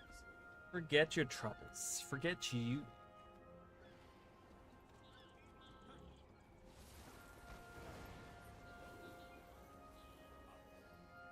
$207. Yeah, I have 240. 248. Oops. That's. I'm not doing that in party. There it is. Hello. Oh, I didn't. Wait. I thought I'm like, why is this not working? Balloons. Throw the balloons, everyone. Throw the balloons. Oh.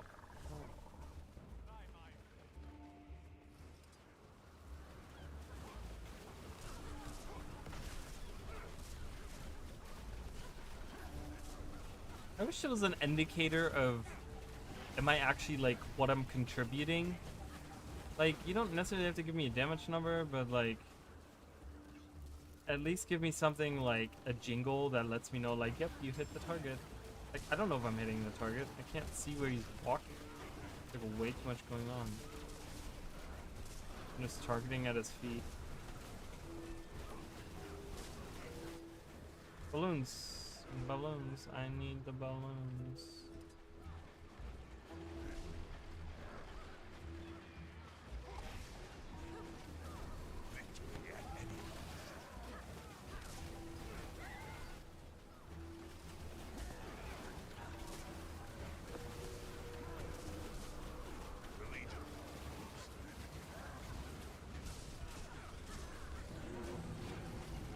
Alright, done. Annual completed.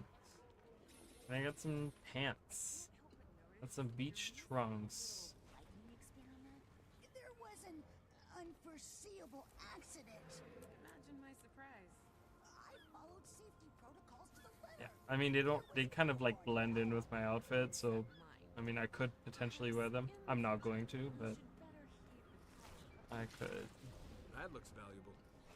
Alright. That's pretty much it. Just hanging out, doing some of this stuff, kind of talking about things going on in Guild Wars. Expansion is coming out soon, guys, so we're gonna have a lot to talk about, lots of things to do. On the 18th, when we're doing the drawing for the, so just so you guys know, for those of you that are watching, that are new or whatever, there's a giveaway, a Janthia Wilds expansion code giveaway going on right now on my channel, over on the community tab. Just comment whatever your favorite region, place, or whatever in Guild Wars is. Guild Wars 1, Guild Wars 2, doesn't matter, whatever. Yeah, and then that way I will enter all the people that have commented. I will enter those into like a thing. We're going to be doing that on the 18th. We're going to draw a winner. And then I'm going to be streaming on the 20th and the 21st. So just so you guys know, the 20th and the 21st, I will be streaming Janthia Wilds. I'll be live probably all day on both of those days. So, alright. Yeah, thank you so much to everyone that's here. So, anyways, if you guys want to join me for that, you can. I would love to have everyone here. The streams will be uploaded to my channel as well, so you guys can see them. But anyways, yes, thank you, Mish King, for being here. NM, thank you for being here. Emily was here earlier as well. Jacob was here as well. Thank you guys. Thank you everyone that was here, everyone that was in the background, everyone hanging out for all the support. And I will see you guys on Sunday. We'll probably be back on Sunday. Sunday for the code only works non-Steam or Steam. Well, I haven't, so that's the thing. I haven't purchased it yet.